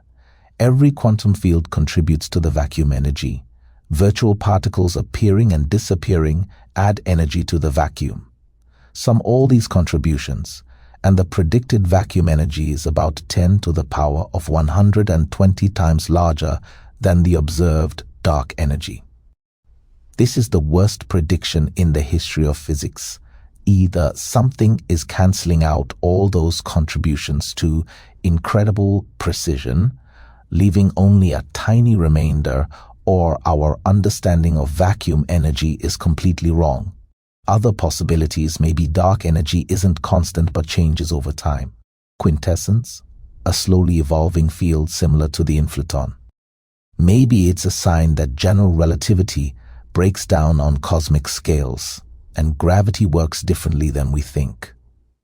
Maybe we live in a multiverse, and different regions have different vacuum energies, and we're in one where it happens to be small enough to allow structure formation, an anthropic selection effect. None of these explanations are satisfying. The dark energy problem is arguably the deepest crisis in theoretical physics today. We've measured its effects precisely. We know how much there is. We know it is approximately constant. We know it's causing the expansion to accelerate, but we have no idea what it fundamentally is. Dark energy determines the ultimate fate of the universe. If the expansion continues to accelerate, the future is bleak. Eventually, in about 100 trillion years, all the stars will have burned out. Star formation will cease once the last clouds of gas collapse. The universe will go dark, lit only by occasional flashes as remaining stars collide or are torn apart by black holes. Black holes will dominate. Galaxies will fall into the supermassive black holes at their centers. These black holes will themselves evaporate through Hawking radiation, but it will take an unimaginably long time. 10 to the power of 100 years for a supermassive black hole, longer for the largest. Meanwhile, space continues expanding, accelerating, carrying distant structures beyond each other's horizons. Our descendants, if any survive, will see a universe growing emptier and emptier. Eventually, only our local group, or whatever merged structure it becomes, will remain visible. Everything else will have receded beyond the horizon. After 10 duotrigintillion years, even the black holes are gone, evaporated into Hawking radiation. The universe is filled with nothing but a thin, cold gas of photons and particles, diluted by the endless expansion of space, with a temperature approaching absolute zero. This is the heat death, maximum entropy, thermal equilibrium. Nothing happens anymore because there are no energy gradients to drive processes. The universe is dead, dark, cold, and empty, expanding forever into an increasingly dilute state. Or perhaps on timescales of 10 to the power often to the power of 56 years or longer, quantum fluctuations might spontaneously create new structures. Boltzmann brains, momentary conscious observers formed by random particle collisions. But these would be rare beyond comprehension, fleeting sparks in an infinite darkness. This is the fate the universe is accelerating toward. Not a big crunch, not a cosmic rebirth, but an infinite asymptotic decay into nothingness. Unless we're wrong about dark energy, unless it changes, unless there's physics we don't understand that prevents this fate.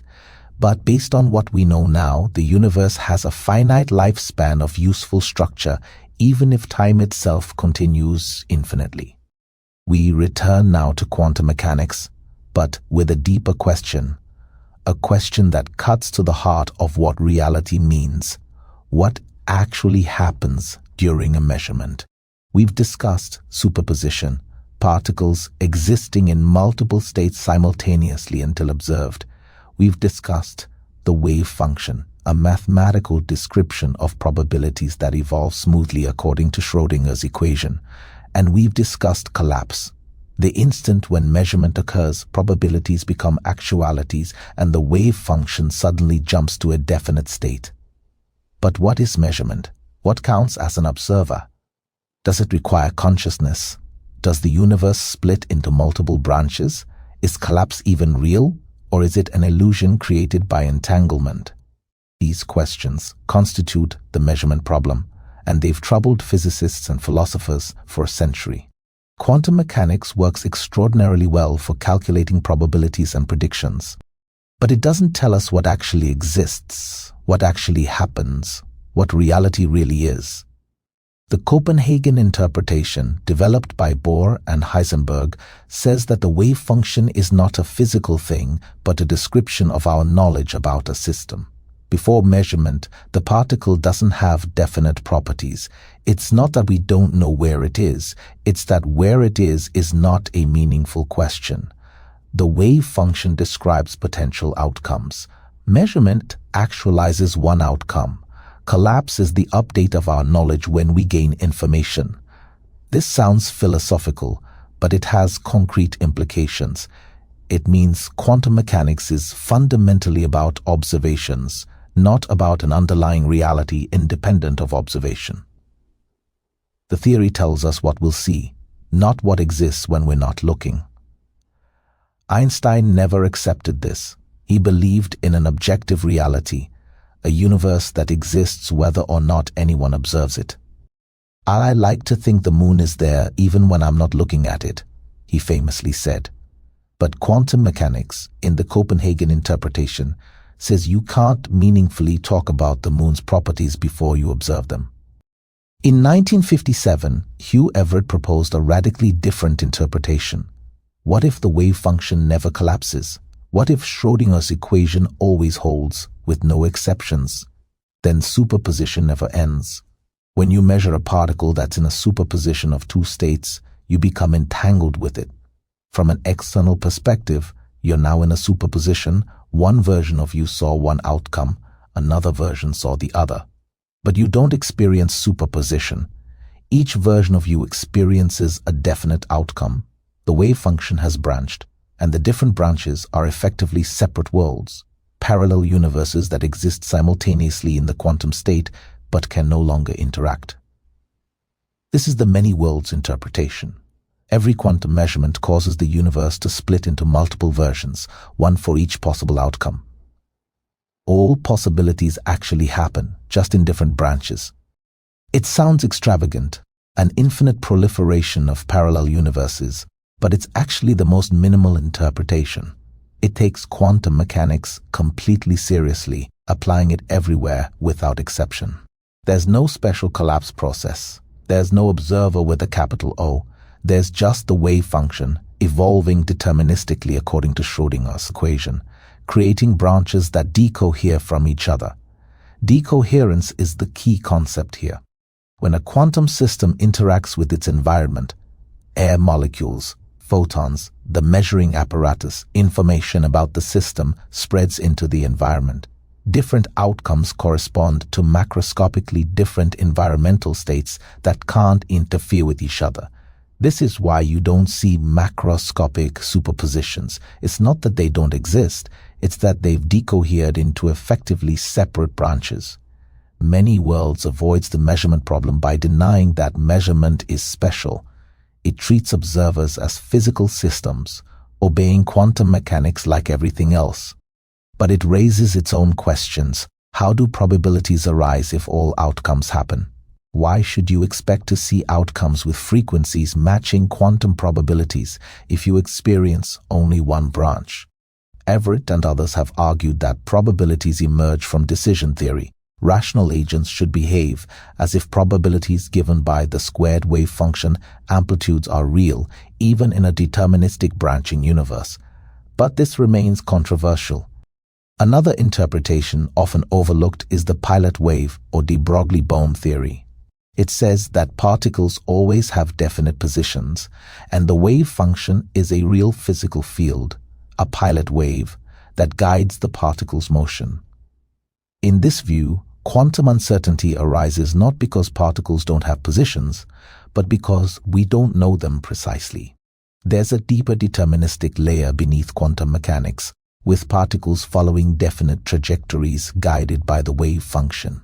This interpretation is explicitly non-local. The pilot wave for one particle depends on the positions of distant particles instantly, explaining entanglement without collapse. It reproduces all the predictions of standard quantum mechanics but offers a completely different ontology. Particles are real, positions are real, trajectories are real, but they're hidden from us by our inability to know initial conditions precisely enough. Critics argue that pilot wave theory is ugly. It postulates hidden variables we can never measure, and it doesn't extend easily to relativistic quantum field theory. Proponents argue that it's no worse than other interpretations and has the virtue of being clear about what exists, particles with positions guided by waves. Some interpretations suggest that consciousness plays a fundamental role in quantum mechanics. The wave function collapses when a conscious observer makes a measurement. This is appealing in some ways. It seems to match our experience, and it grants consciousness a special status in physical law. But it raises profound questions. What counts as conscious? Does an insect collapse the wave function? A bacterium? An AI? At what point in evolutionary history did collapse begin? What about measurements made by instruments with no human observer? Do they not collapse the wave function until someone looks at the results? Most physicists reject consciousness-based interpretations as unnecessary and problematic. Decoherence seems to explain why we don't see macroscopic superpositions without invoking consciousness.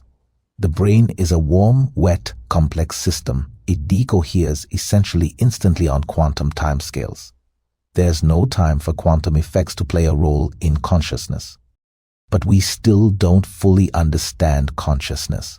We don't know if it's entirely reducible to classical physics or if quantum effects might play some role. Some researchers, like Roger Penrose, have proposed that consciousness involves quantum processes in brain structures called microtubules.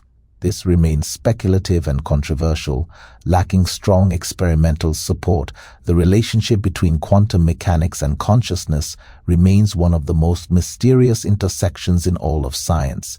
It may be that consciousness is entirely irrelevant to quantum mechanics, or it may be that we won't fully understand either until we understand both.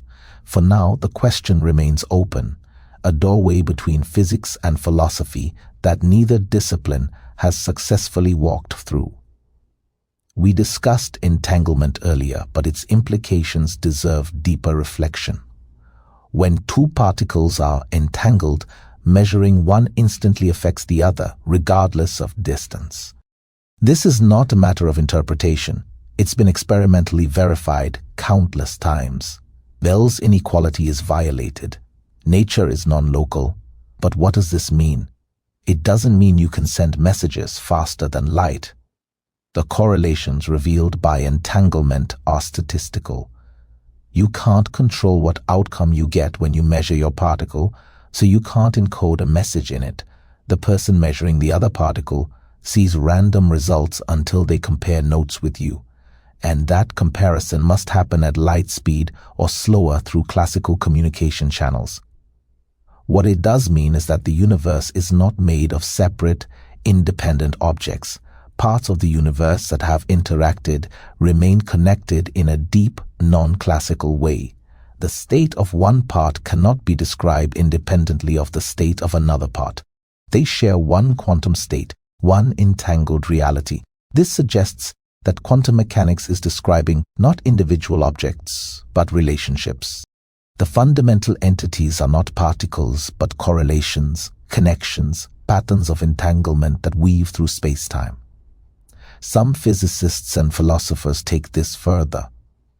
Perhaps reality is not made of things at all, but of information, of quantum bits entangled in complex patterns. Perhaps the universe is fundamentally relational. Properties exist not as intrinsic features of objects, but as relations between systems. This is a profound shift from the classical worldview.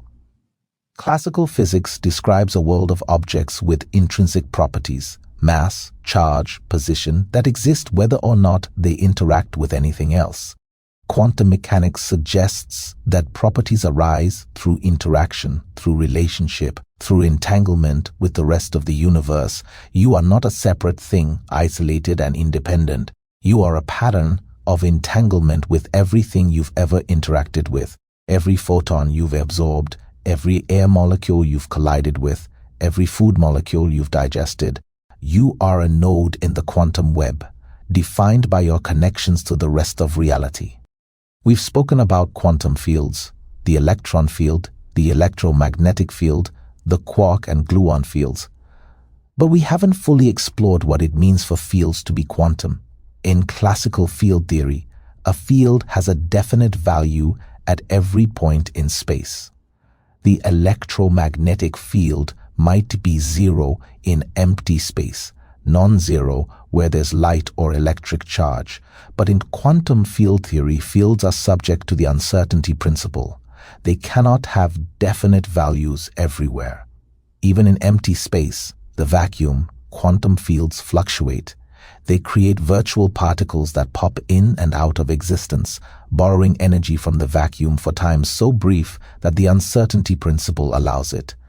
These aren't just mathematical artifacts. They have measurable effects. The Casimir effect: place two metal plates very close together in a vacuum, and they attract. This isn't gravity or electromagnetism in the usual sense. It's because the space between the plates can only support virtual photons with wavelengths that fit between the plates, while the space outside can support all wavelengths. There's a pressure imbalance, and the plates are pushed together. The anomalous magnetic moment of the electron. Quantum corrections from virtual particles change the electron's magnetic properties in ways that have been measured to 12 decimal places, matching theory perfectly. Hawking radiation. Virtual particle-antiparticle pairs created near a black hole's event horizon can be split, with one falling in and one escaping. The escaping particle is real radiation, carrying energy away from the black hole. The vacuum is not empty. It seethes with activity, with fields fluctuating, particles appearing and disappearing, energy borrowing and repaying itself on the shortest timescales. Empty space is a roiling quantum foam, and the particles we see, protons, electrons, photons, are just the stable, long-lived excitations that emerge from this underlying chaos. This has implications for cosmology. Those quantum fluctuations during inflation, they were fluctuations in the inflaton field, the same kind of virtual fluctuations that caused the Casimir effect, but stretched to cosmic scales and frozen into real density variations that seeded galaxy formation. We are, once again, made of quantum vacuum fluctuations, not metaphorically, literally. The structures of the cosmos, the atoms in your body, the thoughts in your brain, all trace back to quantum uncertainty in the vacuum of the very early universe. Niels Bohr introduced the principle of complementarity. Quantum systems have complementary properties that cannot be observed simultaneously: position and momentum, energy and time, wave and particle. These are not incomplete descriptions of a more complete reality. They are complete descriptions of incompatible aspects of reality. The classic example is wave-particle duality. Light behaves as a wave in some experiments, as a particle in others. It's not that light is really a wave or really a particle. It's both and neither. The wave and particle descriptions are complementary ways of understanding light's behavior, appropriate for different contexts, neither complete on its own. This applies more broadly. You can know the exact energy of a quantum state or when it exists, but not both. You can know the precise value of a field at a point or its rate of change, but not both. Quantum mechanics forces us to accept that certain combinations of properties simply don't exist together. Reality at the quantum level is not a collection of definite values for all possible properties. It's a set of potentials that become actual only in specific contexts of measurement. This is not a limit of our knowledge. It's a limit of reality itself. There is no deeper layer where particles have both definite positions and definite momenta. The uncertainty principle is not epistemic about what we know, but ontic about what exists. This challenges the classical scientific worldview that assumes an objective reality with definite properties existing independent of observation. Quantum mechanics forces us to think of reality as contextual. Properties exist in relation to how they're measured, not absolutely. Some see this as disturbing, a loss of objectivity. Others see it as liberating, revealing that reality is richer and stranger than the mechanical universe of classical physics. The universe is not a machine with fixed parts. It's a web of possibilities collapsing into actualities through interaction. One of the deepest puzzles is where quantum mechanics ends and classical physics begins. Atoms obey quantum mechanics. They can be in superpositions, they can tunnel through barriers, they exhibit wave-particle duality. But cats and chairs and planets seem to obey classical physics. They have definite positions. They don't tunnel through walls. They're not in superpositions. Where is the boundary? What determines when quantum behavior gives way to classical behavior? The traditional answer is size. Quantum effects dominate at small scales, classical effects at large scales. But this isn't quite right. We can create quantum superpositions of large molecules, buckyballs with 60 carbon atoms, molecules with hundreds of atoms. We can create Schrödinger's cat states, quantum superpositions of macroscopically distinct states, in superconducting circuits containing billions of atoms. The real answer is decoherence. Quantum superpositions are fragile. They survive only as long as the system remains isolated from its environment. The moment a quantum system interacts with its surroundings, air molecules, photons, thermal vibrations, information about its state leaks into the environment. Different components of the superposition become entangled with different environmental states, and these environmental states are so complex and numerous that the different components can no longer interfere. This is why we don't see macroscopic superpositions in everyday life. Not because they can't exist in principle, but because they decohere almost instantly. A dust particle decoheres in 10 raised to the power minus 31 seconds. A human being would decohere far faster than the shortest time we can measure, but in carefully controlled conditions, ultra-cold temperatures, high vacuum, isolated systems, we can preserve quantum coherence even at relatively large scales. Quantum computers exploit this, maintaining superpositions of thousands or millions of qubits long enough to perform calculations. The quantum classical boundary is not sharp. It's determined by how well you can isolate a system from decoherence. In principle, quantum mechanics applies to everything, even planets and galaxies. In practice, only small, cold, isolated systems maintain quantum coherence long enough to observe quantum effects.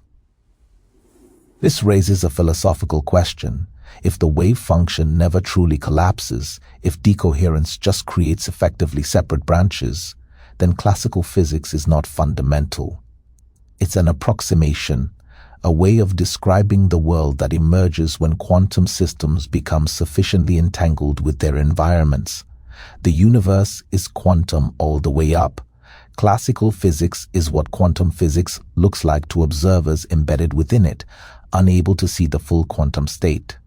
For decades, biologists assumed that quantum effects were irrelevant to life. Living systems are warm, wet, noisy, exactly the conditions that destroy quantum coherence almost instantly. Life, it seemed, operated in the classical regime. But recent discoveries suggest this isn't entirely true. Quantum effects appear to play important roles in several biological processes. Photosynthesis. When a photon hits a chlorophyll molecule, it excites an electron. This excitation must travel through the light harvesting complex to the reaction center. Recent experiments suggest this transfer happens with near-perfect efficiency, over 95%, and that quantum coherence is maintained during the transfer. The excitation exists in a superposition of multiple pathways simultaneously, effectively trying all routes at once and taking the most efficient one. Bird navigation. Some migratory birds can sense Earth's magnetic field, possibly through quantum entanglement.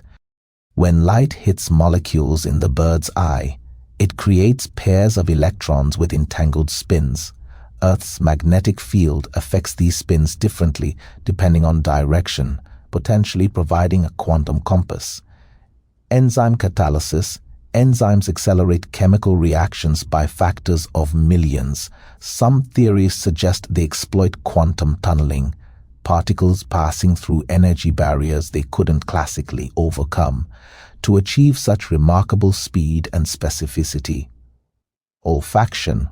One controversial theory proposes that smell works partly through quantum mechanics. Molecules with the same shape but different isotopes, different numbers of neutrons, can smell different. The theory suggests that receptors detect molecular vibrations through quantum tunneling, and isotopes vibrate at different frequencies. These discoveries, some confirmed, others still debated, suggest that evolution has learned to exploit quantum mechanics. Life exists at the boundary between quantum and classical, maintaining just enough coherence, just long enough to gain advantages from quantum effects while remaining robust to the noise and warmth of biological environments. This opens new questions. Could consciousness involve quantum processes? Could the brain maintain quantum coherence in certain structures long enough for it to matter? Could quantum effects play a role in other biological phenomena we don't yet understand? Most neuroscientists remain skeptical. The brain seems too warm and noisy for quantum effects. But we're still learning. The boundary between quantum and classical in biological systems may be richer and more complex than we thought. After a century of quantum mechanics, we still don't have consensus on what it means. The different interpretations, Copenhagen, many worlds, pilot wave, others, all reproduce the same experimental predictions. They differ in their ontology, in what they say exists, but not in what they predict we'll observe. This is frustrating for physicists. Usually different theories make different predictions, and experiments decide between them. But the interpretations of quantum mechanics are empirically equivalent, at least so far. Choosing between them seems to be philosophy, not physics. Yet the question matters. It matters for quantum computing, where understanding decoherence is crucial. It matters for quantum gravity, where we need to know how to apply quantum mechanics to space-time itself. It matters for cosmology, where we apply quantum mechanics to the entire universe. And it matters philosophically, existentially. What is real? Do particles have properties before we measure them? Does the universe split into multiple branches? Is consciousness special? These aren't just academic questions. They're about the nature of existence, the structure of reality, the meaning of observation and experience. Perhaps future experiments will distinguish between interpretations. Tests of quantum mechanics at larger scales, more complex quantum computers, observations of quantum effects in gravitational systems. These might reveal new phenomena that favor one interpretation over others. Or perhaps the interpretations are truly equivalent, different languages for describing the same underlying reality. Perhaps asking which interpretation is true is like asking which coordinate system is true, a category error. The physics is what matters, and the interpretation is just a way of thinking about it, a choice of language, not a factual claim about reality. But I suspect, and this is personal opinion, not established physics, that the measurement problem points to something we haven't understood yet, some deeper principle, some missing piece of quantum mechanics that will eventually make sense of measurement and observation in a way that seems natural and inevitable, the way special relativity made sense of the constancy of light speed. That discovery, when it comes, will be revolutionary. It will change how we think about reality as profoundly as quantum mechanics did in the first place. Let us take stock. Let us gather the threads we've woven through this long journey and see what tapestry emerges.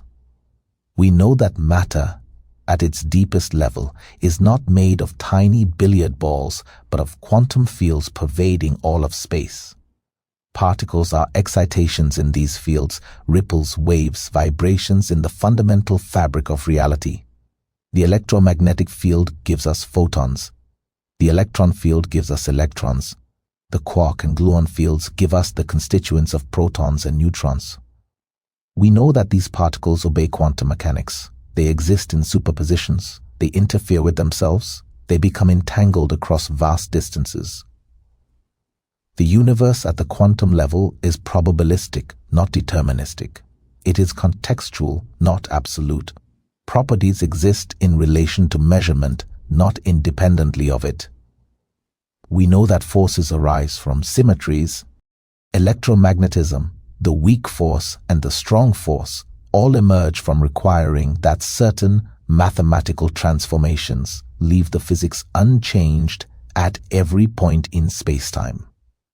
These gauge symmetries are not optional decorations. They are the foundation from which forces and interactions necessarily follow.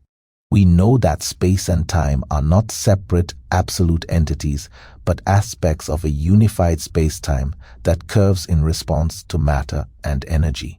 This curvature is what we perceive as gravity.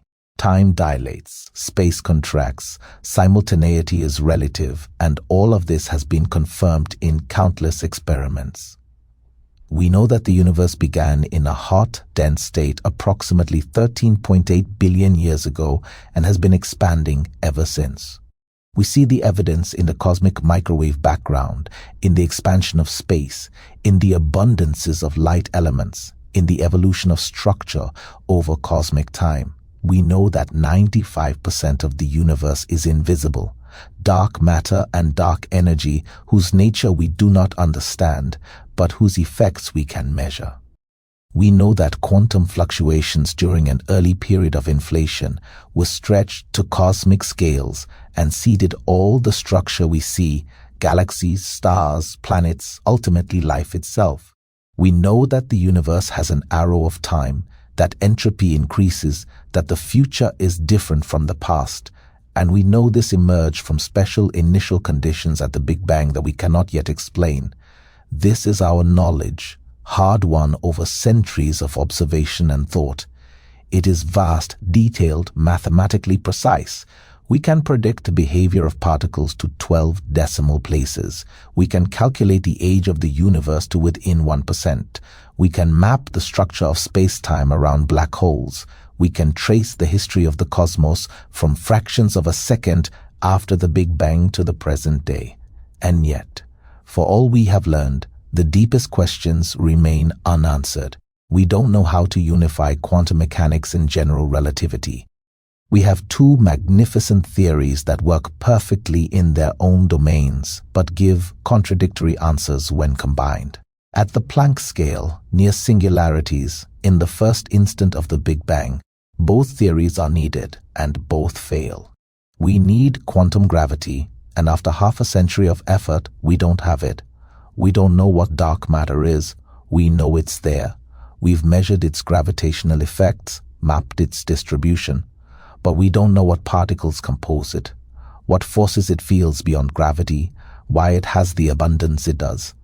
We don't know what dark energy is. The cosmological constant fits the observations, but quantum field theory predicts a value that's wrong by 120 orders of magnitude.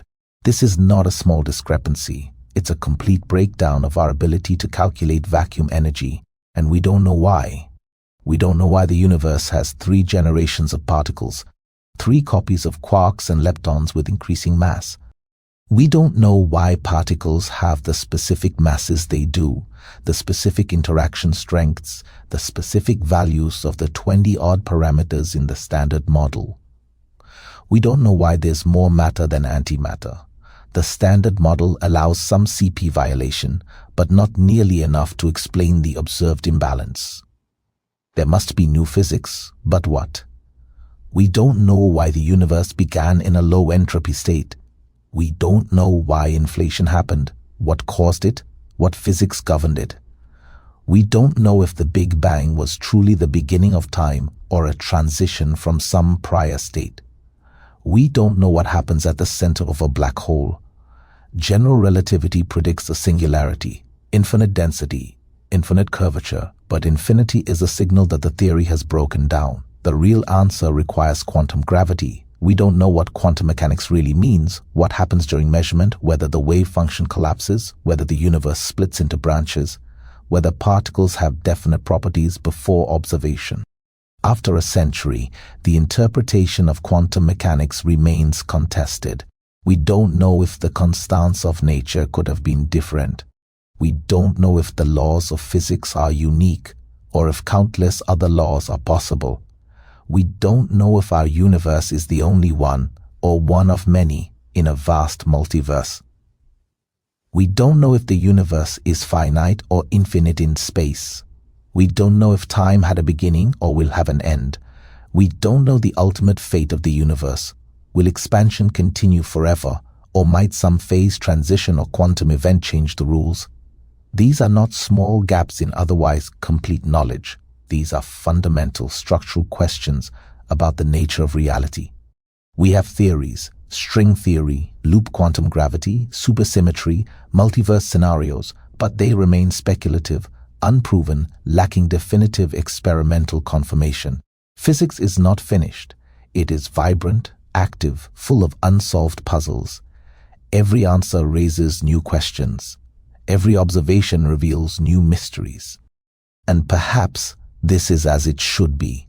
There is something deeply human about not knowing, about seeking, about pushing against the boundaries of understanding. Every generation of physicists has believed they were close to completing the picture, and every generation has discovered that reality is deeper, stranger, more beautiful than they imagined. The ancient Greeks thought everything was made of earth, air, fire, and water. The classical physicists thought everything was particles obeying Newton's laws. The quantum pioneers thought they had found the ultimate theory, only to discover relativity. Einstein thought he could complete physics, only to face quantum mechanics and cosmology. Each time, reality revealed another layer, another level of complexity and elegance. Why should our generation be different? Why should we be the ones who finally reach the end, who answer the last question, who complete the edifice of knowledge? More likely, we are simply adding another chapter to an unfinished story. The physics of the 21st century will reveal new phenomena, new principles, new structures that we can barely imagine now. Our descendants, 100 or 1,000 years from now, will look back on our theories the way we look back on classical physics, as a beautiful approximation, true within its domain but incomplete, missing the deeper reality that lies beneath. And that is not a failure. It is the nature of science. Science is not a collection of facts but a process of discovery, an endless conversation with nature, asking questions and listening to answers and asking deeper questions still. The universe does not owe us comprehensibility. It does not have to make sense according to our intuitions, our everyday experience, our aesthetic preferences. That it makes any sense at all, that mathematics applies to nature, that experiments are reproducible, that patterns exist and can be discovered, is itself remarkable and mysterious. But let us not undervalue what we have achieved.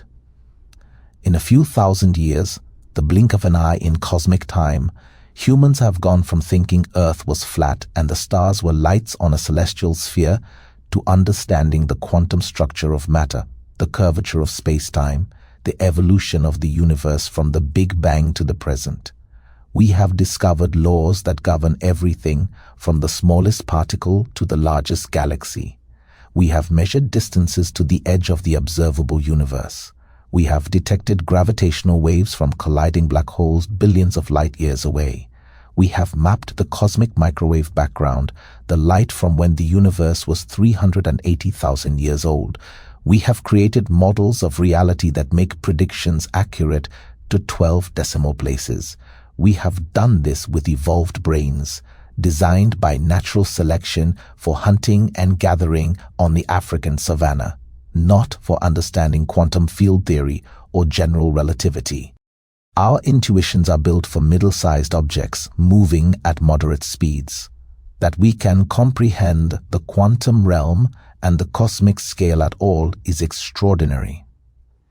Every equation in physics, every confirmed prediction, every experiment that matches theory, these are monuments to human creativity and persistence. They represent thousands of people over hundreds of years, each contributing a piece, building on what came before, correcting errors, refining theories, expanding understanding. The Standard Model alone represents millions of hours of experimental work, designing detectors, analyzing data, ruling out alternatives. General relativity required Einstein to learn new mathematics and spend years wrestling with equations that resisted solution. Quantum mechanics emerged from decades of confusion and debate, with brilliant minds disagreeing vehemently about what the mathematics meant. This knowledge was not given to us. We had to fight for every piece of it, question every assumption, test every prediction. And the fight continues because reality does not surrender its secrets easily. What does it all mean? What should we take away from this journey through the architecture of reality? First, humility. The universe is far stranger than we imagined, and probably stranger than we can imagine. Our everyday intuitions about cause and effect, objects and properties, space and time, all of these break down at the extreme scales, the highest energies, the deepest levels of reality. We cannot trust common sense as a guide to truth. We must follow where the evidence leads, even when it takes us to conclusions that seem absurd. Quantum superposition seems absurd. Time dilation seems absurd.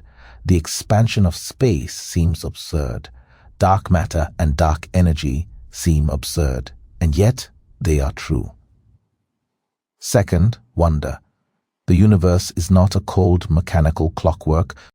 It is a quantum symphony, vibrating with possibility, where particles dance in probabilistic patterns, where space itself is a dynamic fabric warped by energy, where the past echoes in the cosmic microwave background and the future stretches into infinite expansion. We are made of stardust. This is literally true. The carbon, nitrogen, oxygen in your body were forged in the cores of stars and scattered through space by supernovae. We are made of quantum fluctuations. This is also literally true. The atoms that compose you originated from density variations that were quantum fluctuations during inflation. You are the universe contemplating itself. The matter in your brain obeying the laws of quantum mechanics and general relativity is sufficient complexity to produce consciousness, thought, wonder. The universe has organized itself through 14 billion years of evolution into structures capable of understanding the universe. Third, connection. Quantum entanglement shows that the universe is not made of separate, independent parts. It is a unified whole, where everything that has interacted remains connected. You are not isolated. You are part of the cosmic web, entangled with everything you've ever touched, every photon you've absorbed, every interaction you've had. On the largest scales, too, we are connected. The expansion of space, the evolution of structure, the arrow of time. These are cosmic phenomena that shape everything, from the formation of galaxies to the chemistry that makes life possible to the fact that we remember the past and not the future. Fourth, responsibility. We live in a universe governed by comprehensible laws, where observation and experiment can reveal truth. This is the foundation of science, technology, civilization. It is what allows us to understand disease and develop cures, to comprehend climate and predict consequences, to explore space and perhaps one day reach other worlds. But knowledge brings responsibility. We know how atoms work, which means we can split them for energy or weapons. We know how climate works, which means we understand our impact on it. We know how DNA works, which means we can edit it, for better or worse. The physics we've explored is not just abstract mathematics. It has implications for how we live, what we value, what future we create. The universe may not care about us. It operates according to laws indifferent to human concerns. But we care about the universe, and we have the power to shape our corner of it. So where do we go from here? What are the frontiers, the questions that will occupy the next generation of physicists? Quantum gravity is the great challenge. Finding a theory that unifies quantum mechanics and general relativity would be revolutionary. String theory, loop quantum gravity, causal set theory, asymptotic safety, these and other approaches are being explored. One of them might succeed, or the answer might be something entirely unexpected. Dark matter detection is another frontier. Are WIMPs real? Axions? Sterile neutrinos? Something else? The answer will come from experiments, detectors deep underground, observations of colliding galaxy clusters, perhaps even direct production at the Large Hadron Collider if we're lucky. Understanding dark energy might require new physics at cosmic scales, or might require solving the vacuum energy problem in quantum field theory. Or it might require accepting that we live in a universe with a small cosmological constant for anthropic reasons, because only such universes produce observers. Testing quantum mechanics at larger scales, building bigger quantum computers, creating more complex quantum states, perhaps even testing whether space-time itself is quantum. These experiments will probe the measurement problem and might finally distinguish between interpretations. Gravitational wave astronomy is just beginning. LIGO and other detectors are opening a new window on the universe, observing black hole mergers, neutron-star collisions, perhaps even the primordial gravitational waves from inflation. Each detection adds information about gravity in extreme conditions. Neutrino physics has mysteries to solve. Are neutrinos their own antiparticles? What are their exact masses? Are there sterile neutrinos we haven't detected? Why do neutrinos have mass at all, and does their mass mechanism connect to other mysteries? The cosmic microwave background still has secrets. More precise measurements of its polarization might reveal primordial gravitational waves.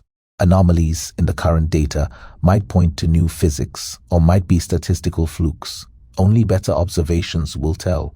And there are questions we haven't thought to ask yet. Every major breakthrough in physics, special relativity, quantum mechanics, general relativity, came from asking a new kind of question, from looking at familiar phenomena in an unfamiliar way. The next revolution might come from a direction we're not currently exploring. We have reached the end of our journey, but the story itself is far from over. Physics is not a completed edifice but an ongoing exploration. Every answer raises new questions. Every observation reveals new mysteries. The universe is approximately 13.8 billion years old. Stars will continue forming for perhaps 1 trillion years.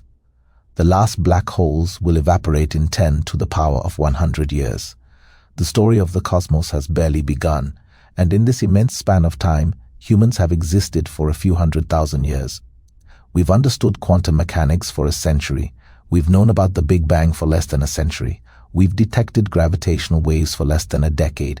We are at the very beginning of our attempt to understand reality. We are children learning to read the language of the universe, sounding out the words, grasping at meaning. The full story, the complete unified theory of everything, might take centuries more to discover.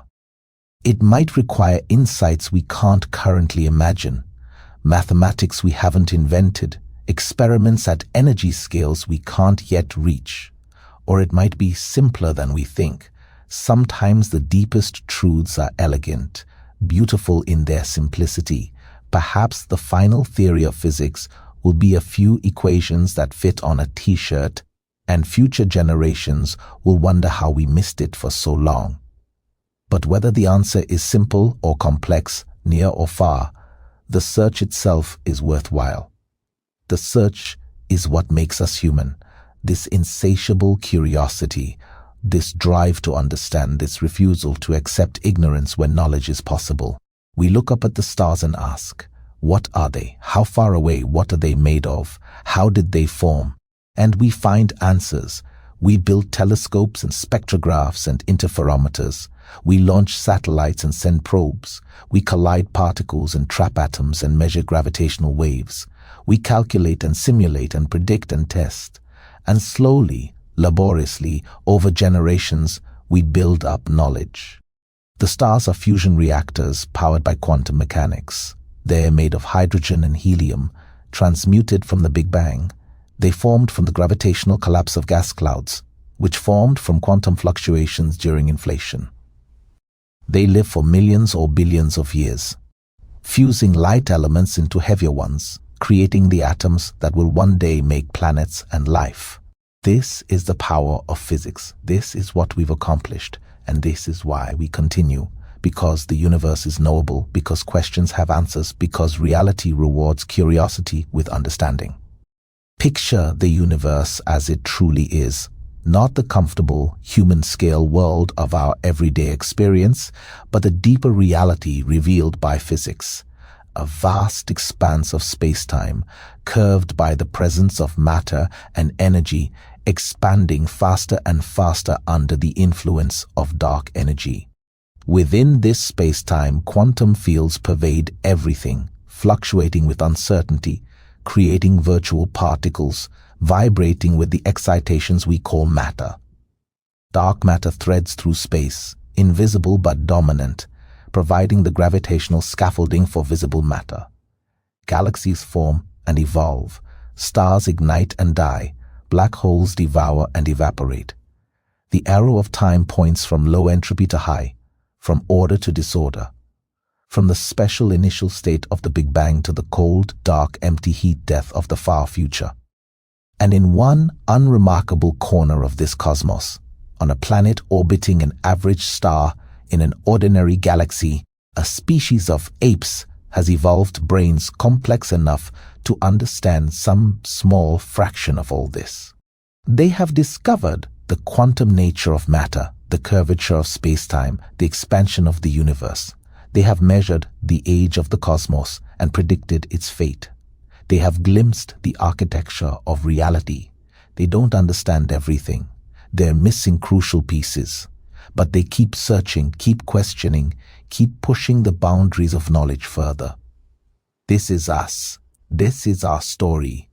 We are patterns in the quantum field, temporary concentrations of low entropy, briefly conscious subsystems of the universe contemplating the whole. We emerged from quantum fluctuations. We are made of stardust. We are held together by forces that arise from symmetries. We exist in curved space-time. We are subject to the arrow of time and the increase of entropy. We are part of the vast, interconnected quantum web of reality. And yet, we can understand it. We can write equations that describe the birth of the universe. We can calculate the behavior of particles with extraordinary precision. We can predict the expansion of space and the evaporation of black holes. This is the strange loop at the heart of reality.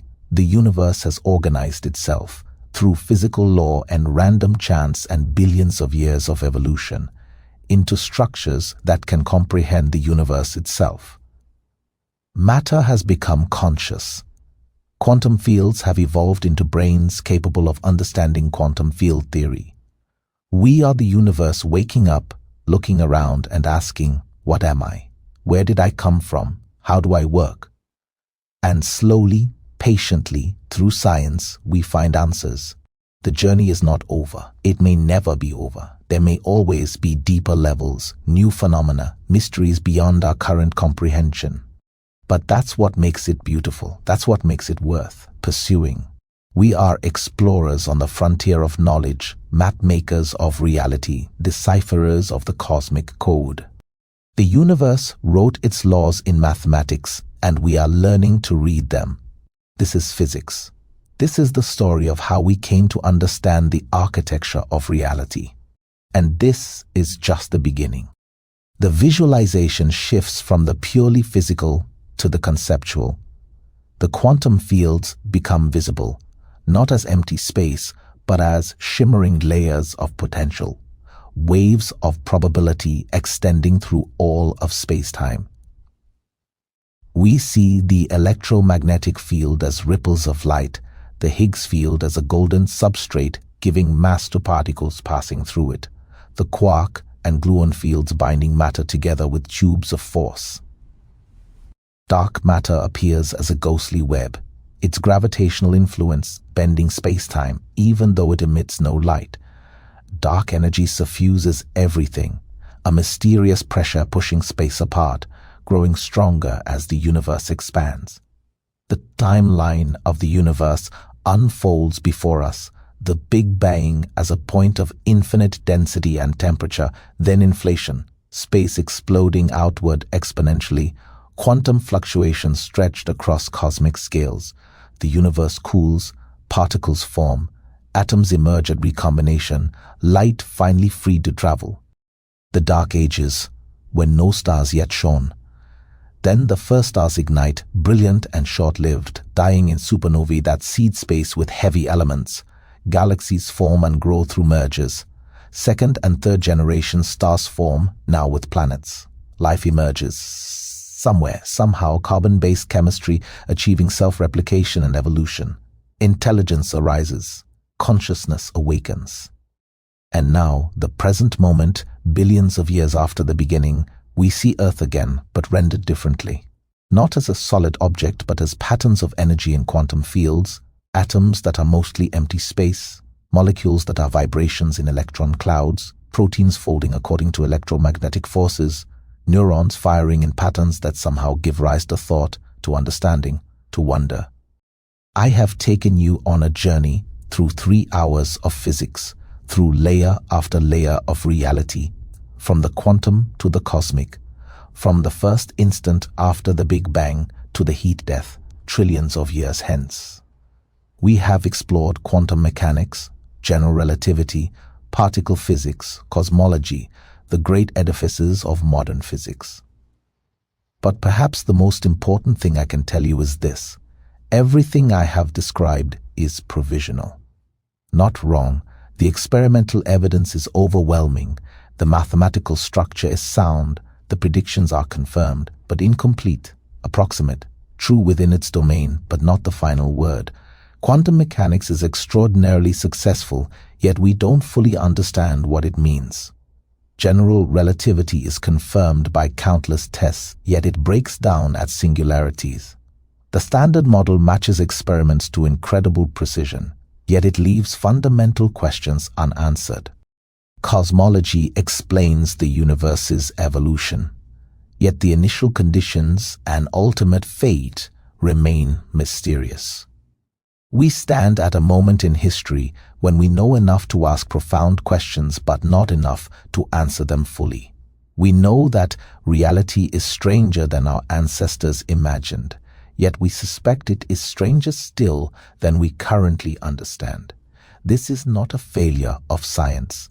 It is the nature of science. The boundary of knowledge is always moving outward, and beyond it lies the unknown, not an absence of reality, but reality we haven't yet discovered. Every great physicist has felt this. Newton knew that his laws were incomplete. They described gravity, but didn't explain it. Maxwell unified electromagnetism, but didn't know about quantum mechanics.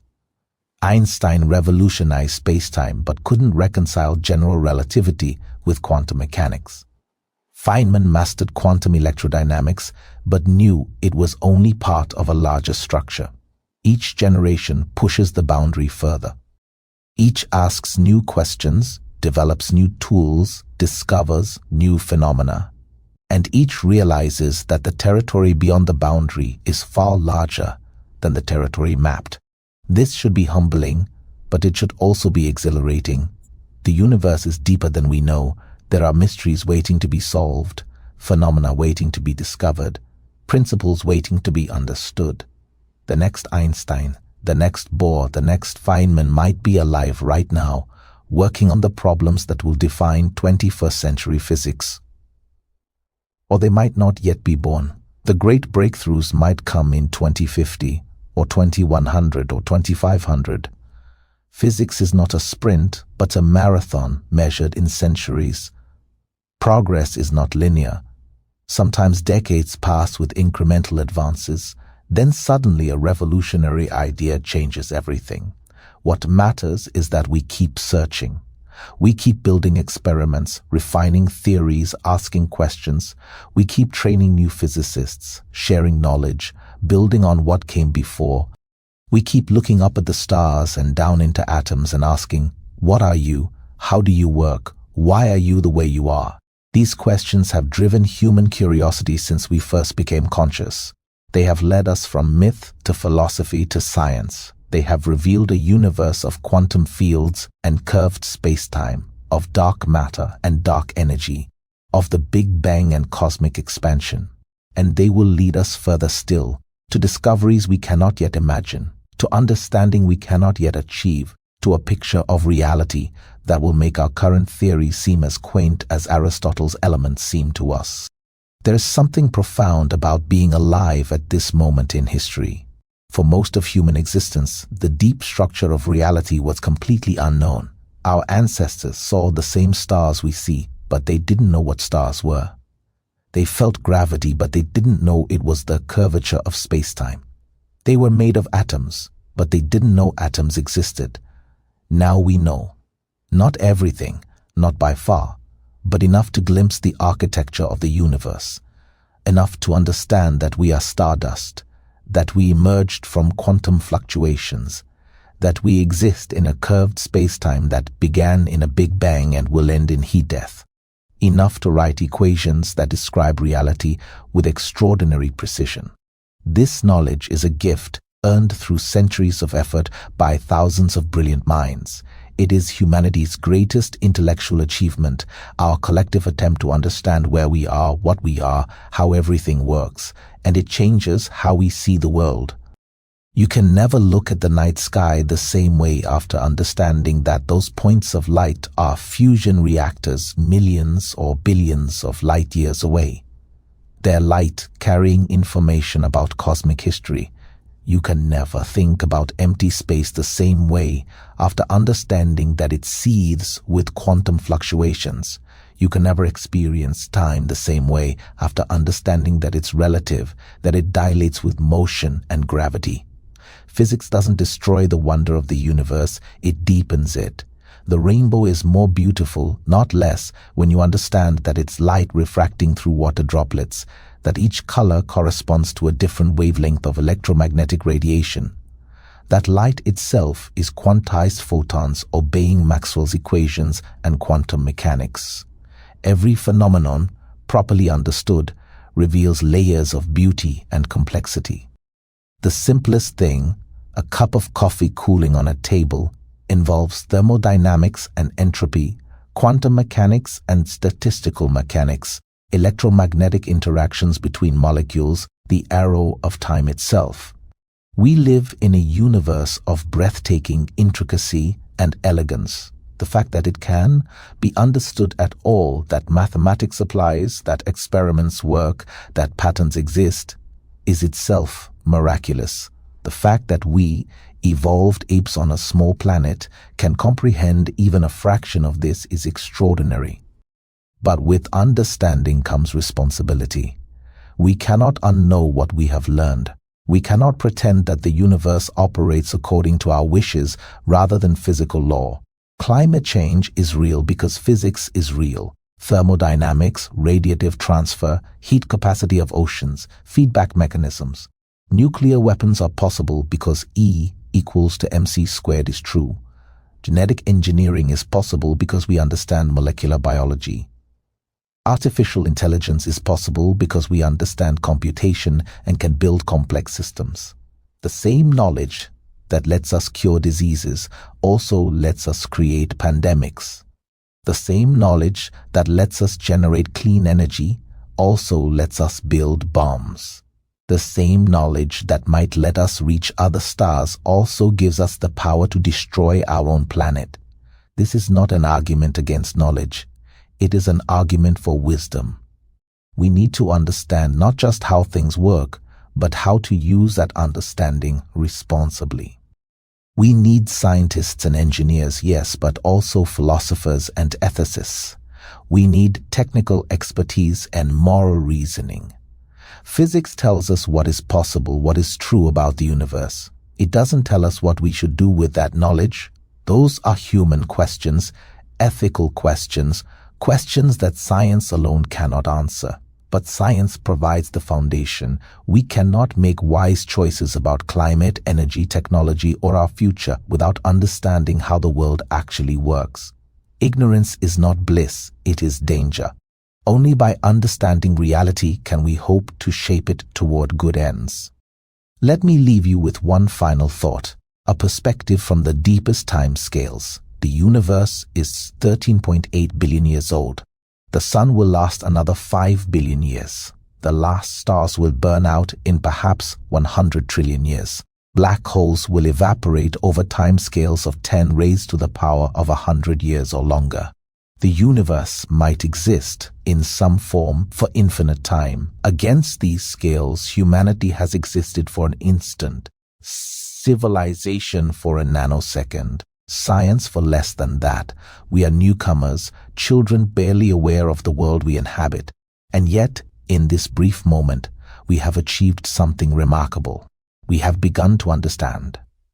We have discovered the laws of physics, traced the history of the cosmos, mapped the quantum structure of matter.